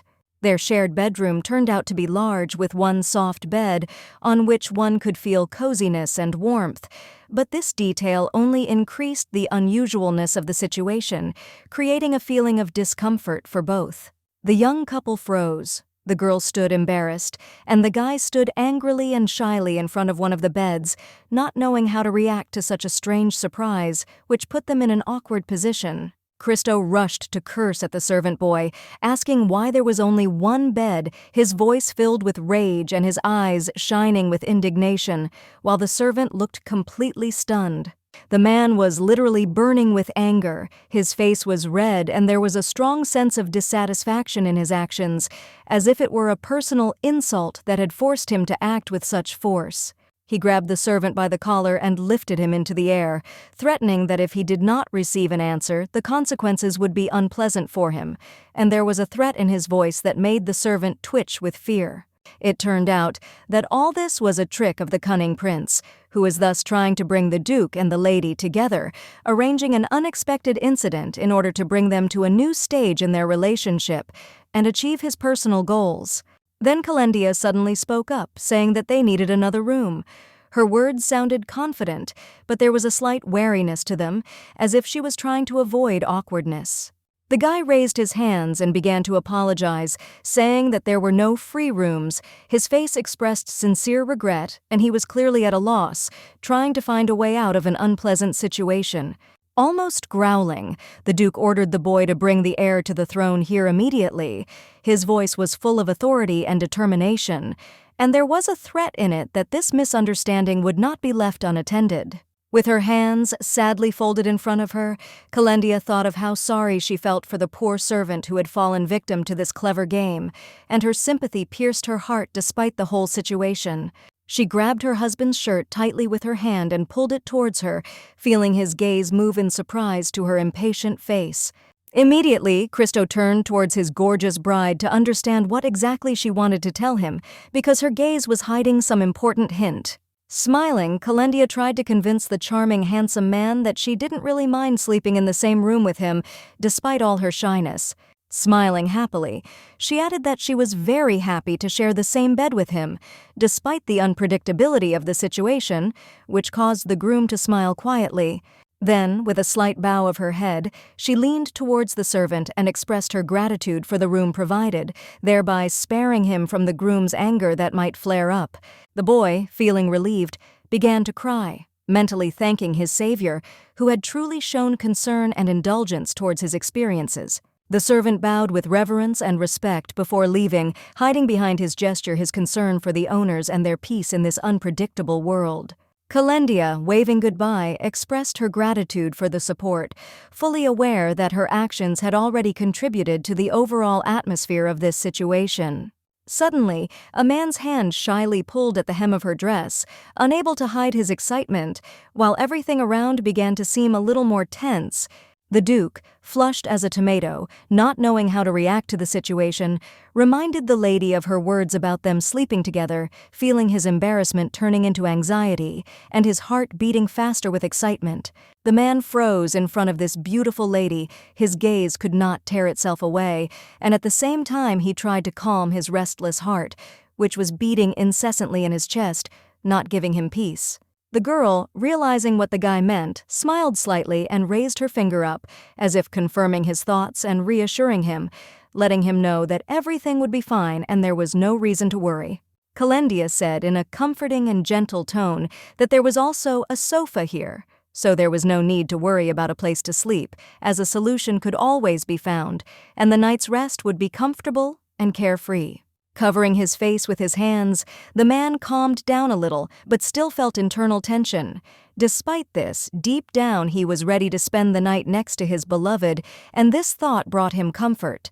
Turning away and feeling slightly embarrassed, the Duke said discreetly that he would sleep on the sofa, and Kendia could calmly take the bed, providing her with complete comfort, while he remained aside. The noblewoman did not like this proposal, because she felt uncomfortable that, because of her, the groom was ready to sleep on an uncomfortable sofa, and she could not help but feel guilty for his noble, sacrificial behavior. Cristo was indignant, because he was a true gentleman, and could not afford to remain indifferent when it came to the well-being of a lady, even if it meant causing some inconvenience to himself. The couple's eyes met, and the girl, with confidence in her eyes, was not going to back down from her decision, intending to insist on her own, so that the situation would be resolved the way she considered right. Raising her hand up, the girl suggested sleeping on the same bed, but at different ends, so that everyone would feel comfortable and not violate personal boundaries, while creating harmony in their night's rest.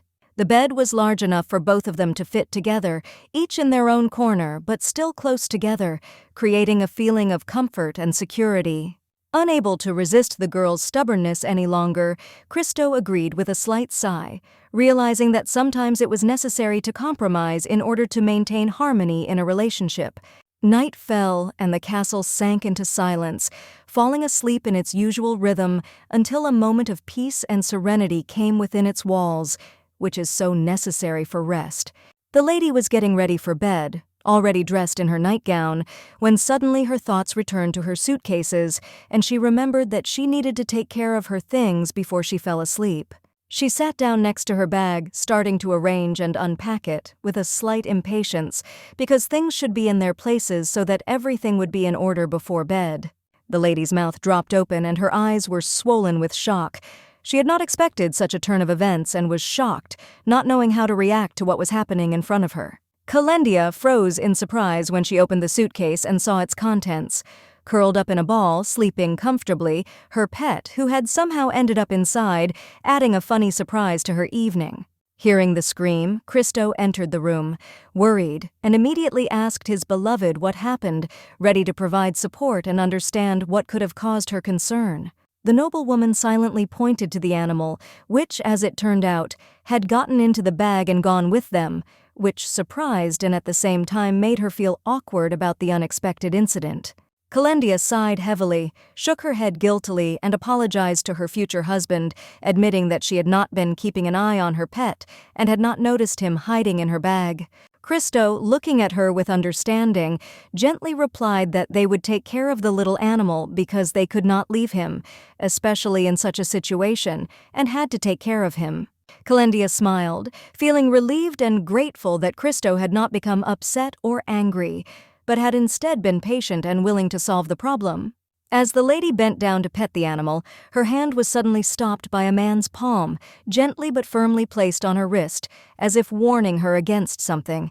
Instead of continuing the conversation, the handsome man led his future wife to the bed, and the two of them, in the silence of the night, sat on the sheets, feeling how peace filled their hearts. After which the man, with a slight smile, handed the small gift box to the noblewoman. Her gaze met his, full of tenderness and expectation. At that moment, as never before, closeness and trust were felt. When Kendia opened the box, her eyes widened in surprise, for inside lay a precious ring, sparkling in the dim light of the room, a symbol of connection and eternity.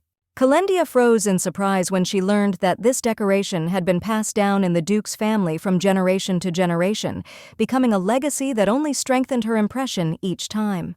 The aristocrat, with quiet sadness in her eyes, immediately returned the ring to her husband, asking him to take it back, because she could not accept such a gift, feeling that it was not her place for such an important symbol. She thought sadly to herself that this ring must have been worn by the girl he lost in the war, and perhaps she never had the chance to become his wife, leaving the Duke with this sad memory. The man took the box and looked at his bride intently, silently, as if trying to find the right words to explain to her the importance of what he was about to tell her. After a pause, he confessed that his younger brother was supposed to give this ring to his beloved, but fate decreed otherwise, and he tragically passed away, leaving this symbol of love in the past. The lady was surprised to learn that her lover had a twin brother, since she had never heard of him, and this news seemed to lift the curtain on the mysterious pages of his life. To which Christo, with a heavy look, added that his brother had died long ago, and it was not just a loss, but a great tragedy that left a deep mark on his heart. Covering her mouth with her hands, the girl realized with horror and sadness what had happened 50 years ago. Her heart sank with pain when she realized that this tragedy was much more terrible than she could have imagined. After all, right before the eyes of the Duke, his relative was killed, and this terrible scene remained forever in Christo's memory, leaving an indelible mark on his soul and heart. The two boys were walking through the garden, which was amazingly beautiful and smelled nice, and its luxurious plants created an atmosphere of peace and magic, like a place for dreams. The third boy ran behind them, clearly lagging behind his older brother and his friend, his face full of determination to catch up with them despite his slight fatigue. Two guys who looked similar but had different personalities stood next to each other, their differences perhaps creating tension, but in this context they were one, connected by strong bonds of friendship. The older brother extended his hand to the younger one, ready to help him at any moment, as if demonstrating that he would always be there, supporting and protecting him despite all the difficulties. The younger boy laughed happily as he took his brother's hand, feeling happy and grateful as it was a moment when his feelings were filled with confidence and warmth. Besides the twins, there was another guy with them with brown hair and a white shirt, who always stood out from the rest with his calm posture and attentive gaze. This boy dreamed of becoming the best butler when he grew up, and every day he delved deeper into his dreams, imagining how he would serve with dignity and professionalism. Christo, unlike his brother, had no tact and often expressed his thoughts directly, even if it sounded rude. He sincerely believed that there was no harm in dreaming, despite the doubts of others. The cheerful twin suggested that the others play tag around the garden, his eyes sparkling with energy and his laughter infectious, and everyone happily accepted his offer. Christo, looking at his brother a little worriedly, asked him if he would be able to run since he had not been feeling well in the morning, and it seemed to him that he might get tired. The boy proudly replied that he was simply pretending and acting sick, as if he did not feel any fatigue, assuring his brother that he was ready for the game and would be on par with the others. Suddenly, a noble lady appeared behind them with a fan in her hands, clearly dissatisfied with the impudent boy's lie. Her stern gaze and tense posture betrayed her indignation. Brother Christo turned around in fear, realizing that he had been caught in a lie. His face turned red with embarrassment, and he panicked and looked for a way to justify himself to the stern lady. The pink-haired aristocrat was angry, her lips pressed into a thin line, and her frown gave her smile a cold and tense expression, as if she was not ready to forgive pranks. The younger twin stood behind his older brother, asking him to save him from the evil aunt, his eyes searching for support, and he looked with hope at the older one, ready to stand up for protection. Suddenly, the boys started running around the grown lady, trying to confuse her, their mischievous movements and quick steps creating a whirlwind of fun and a little chaos around her. Grabbing her by the hands, they began to ask questions about who was who, their curious voices sounding at the same time, creating confusion and a genuine desire to know her reaction. The girl smiled tensely.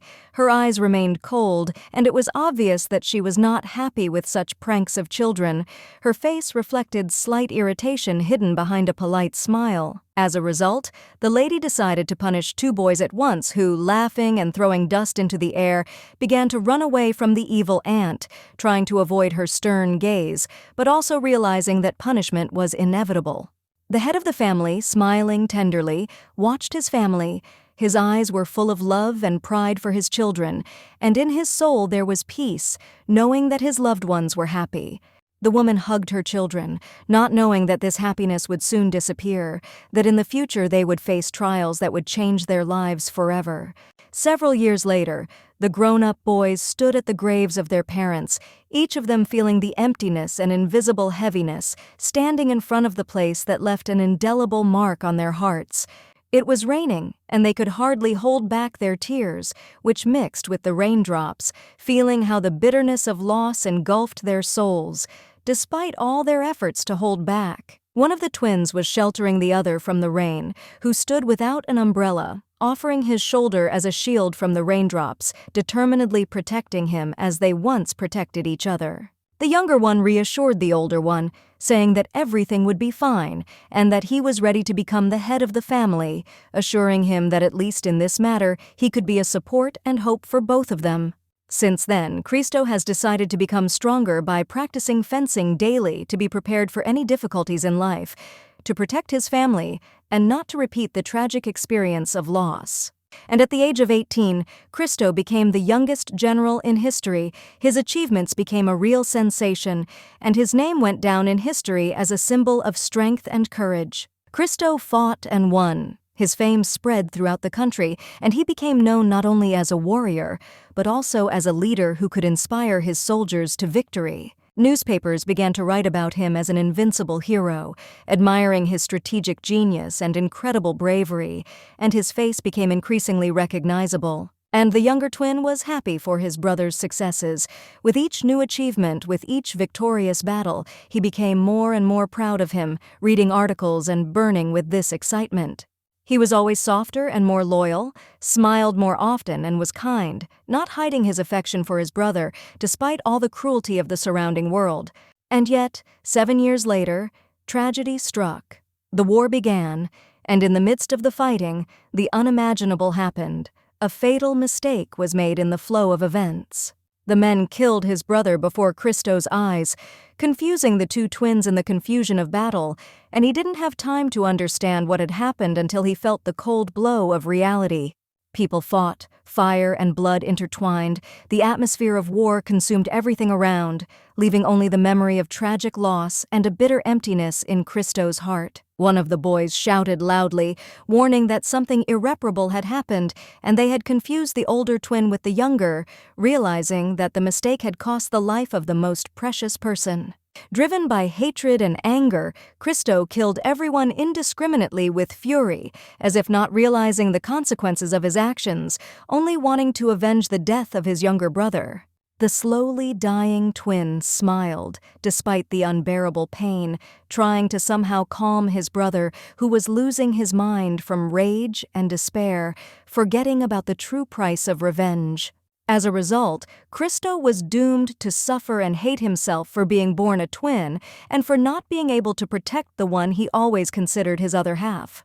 Kendia listened sympathetically to the story of her future husband, who had experienced so much pain and loss, and with each word she felt even greater respect and compassion for him. Clutching his head, Cristo blamed himself for everything, believing that he should have died instead of his brother, unable to bear the weight of his guilt and realizing his helplessness. The twins were always inseparable, and even after 50 years, despite his power and status, the Duke could not forget his brother, continuing to carry his loss in his soul. The lady took the crying aristocrat into her arms, trying to give him at least a small piece of comfort that he had long lost, hoping that her love and support would help ease his pain a little. The noblewoman quietly, with barely noticeable sadness, whispered that if her husband's brother had not left him at that moment, their destinies would never have crossed, and she might have remained in the shadow of her past, never knowing what true freedom and happiness are. She could never escape from the home of her cold and cruel family, who shackled her soul, making her feel like a prisoner in her own home, deprived of the love, care, and warmth that she had sought for so long. In her life, she met many amazing people, such as a kind palace servant with gentle words and a patient look, and a kind prince who opened her eyes to a world filled with mercy and compassion.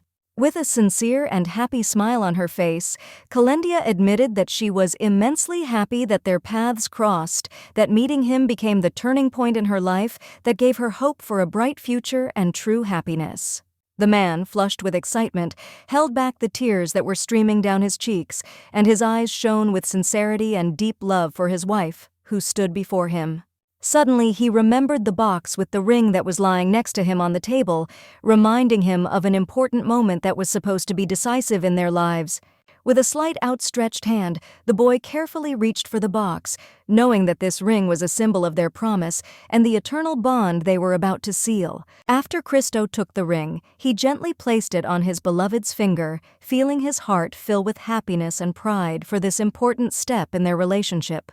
With a smile on her face, the girl with shining eyes said that now she was his bride, that her soul was connected to him forever, and this moment would remain in her memory forever. The Duke, pressing his hands to his chest, felt how often his heart beat, filled with happiness, realizing that it was at that moment that he became the happiest man in the world. The girl, smiling and carefully watching her husband, worried about him, proud that she was able to become a part of his life, feeling that this was only the beginning of their journey together.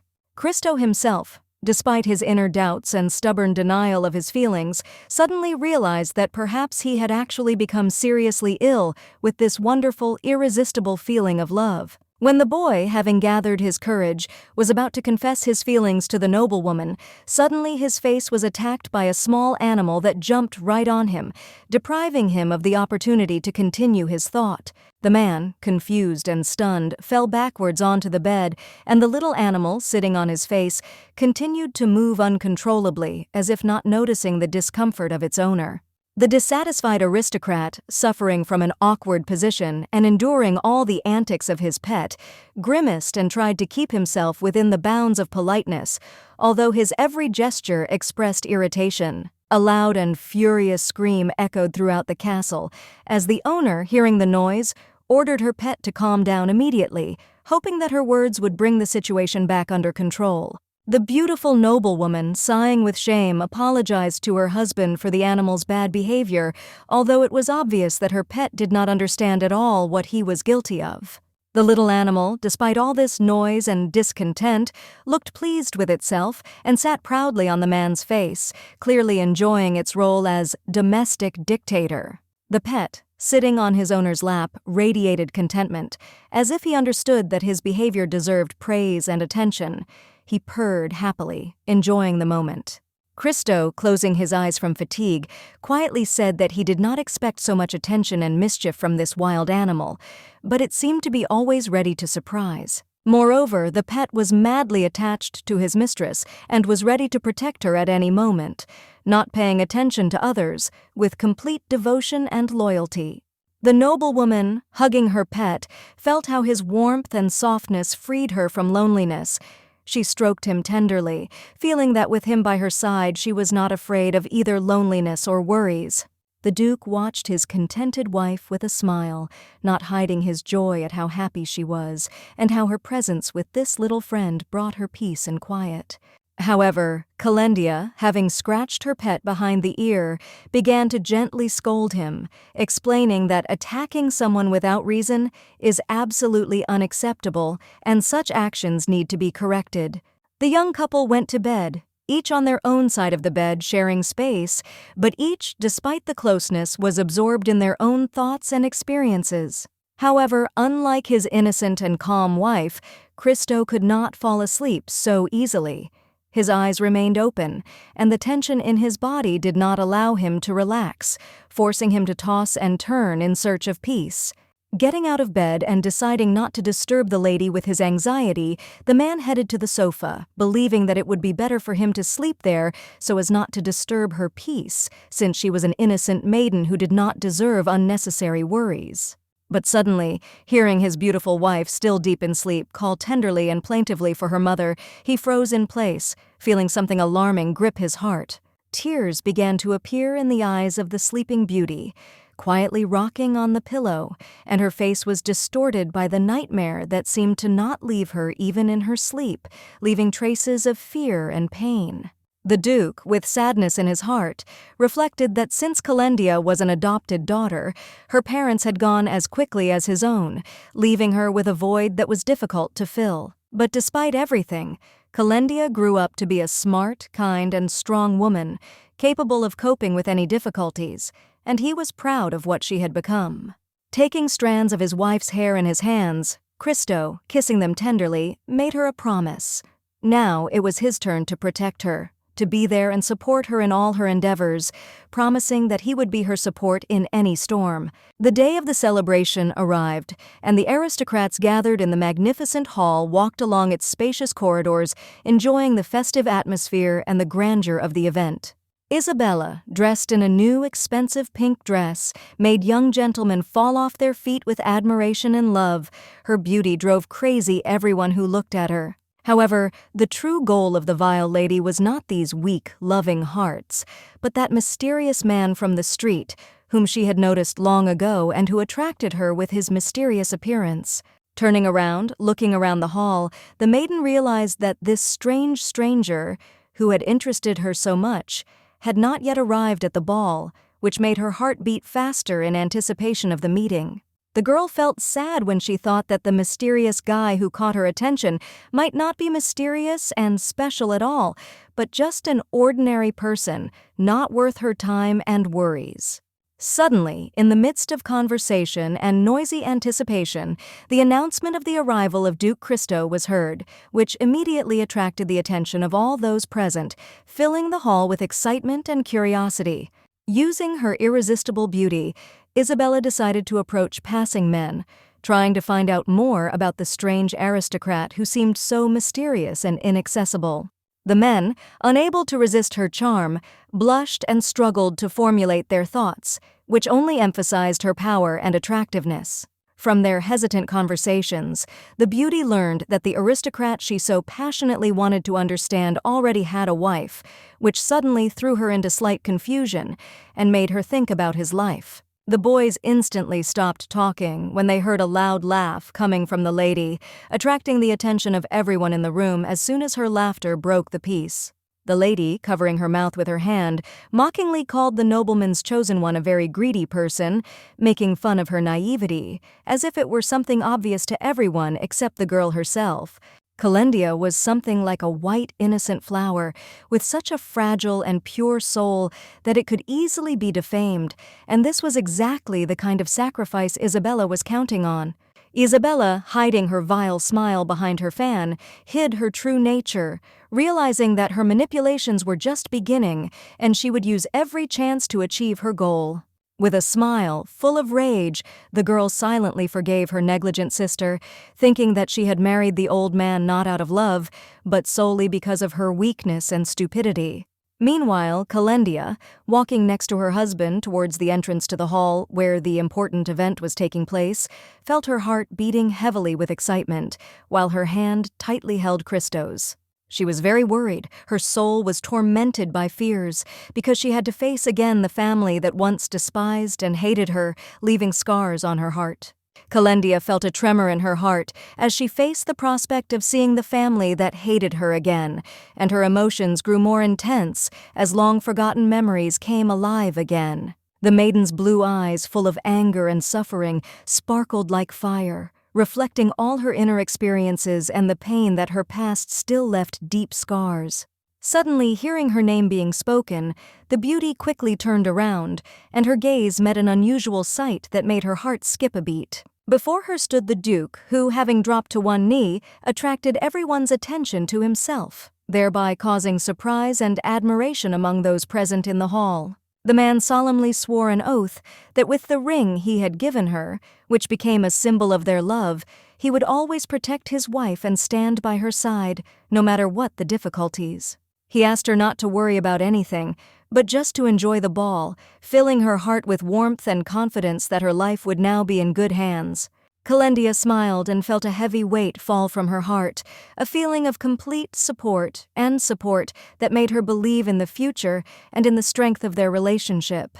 The noblewoman expressed her gratitude to her companion, looking at him warmly and with a smile on her face, feeling how his presence gave her confidence and peace. Now her fingers were tightly gripping his shoulder, unwilling to let go, as if sensing the safety and support he was providing her at this important moment. At that moment, the doors opened with a characteristic ringing sound, and a voice was heard that loudly and solemnly announced the arrival of the Duke and Duchess, causing everyone present to explode with curiosity. The two of them stood at the threshold, preparing to take the decisive step forward to appear before high society, realizing the importance of this moment that could change their lives. Isabella stood in the spacious hall, contented and with a barely restrained smile on her lips, impatiently awaiting the sight of her unfortunate sister, who was to appear in the company of the old man. Her eyes were shining with keen interest as she eagerly wanted to see Kendia look upset and sad, the epitome of disappointment and pain. However, instead of seeing what she expected, her gaze unexpectedly encountered a young and truly beautiful couple who were elegantly descending the stairs, attracting everyone's attention. Kendia walked hand in hand with her strong and confident husband, who wore an exquisite black fur cape, while she herself shone in her expensive dress, which emphasized her sophistication and grace. Soon, rumors began to spread quickly about how beautiful and sophisticated these people were. Every glance directed at the couple emphasized their elegance and inimitable style. Only Isabella could not contain her indignation, internally burning with anger and misunderstanding, unable to understand why her sister ended up next to such a handsome and young man. Isabella felt unbearable pain, because this young aristocrat with whom her sister was walking was very attractive to her, and she could not allow herself to see them together. The parents who had given their adopted daughter into the hands of the Duke were also in complete shock, not understanding what was happening and how their daughter had ended up in the company of such a nobleman instead of an old man. The head of the family, pushing his wife back, thought angrily, trying to understand why his daughter had chosen such a handsome aristocrat instead of the old man she was supposed to be bound to. The man thought to himself that all this was nothing more than a trick and a lie, unable to believe what was happening, because his mind refused to accept such an incredible development of events. Over time, everyone came to the conclusion that Kendia simply could not come to terms with being with an older man, and so she found herself a younger lover who became her consolation. Isabella, standing among the other aristocrats, refused to believe that her half-sister was married to such a handsome and young man, because in her mind it seemed completely impossible. Suddenly, a voice, with the characteristic sound of a fur cape, was heard calling out to its old friend, and all eyes turned to the approaching figure, sensing the importance of this moment. The old ruler, walking slowly, walked beside his grandson, heading straight towards the Duke. Despite his age, his figure remained majestic, and he continued to inspire those around him with a strength and power that had not lost its power with the years. The ruler began to tap his old friend on the shoulder, expressing his joy that he had finally arrived, and his presence filled the hall with a feeling of warmth and long-awaited meeting. The Duke, standing nearby, thought that the Emperor remained the same man he had always been. A kind, naive fool who continued to endure the embraces of his old friend, even in the most difficult moments of the war.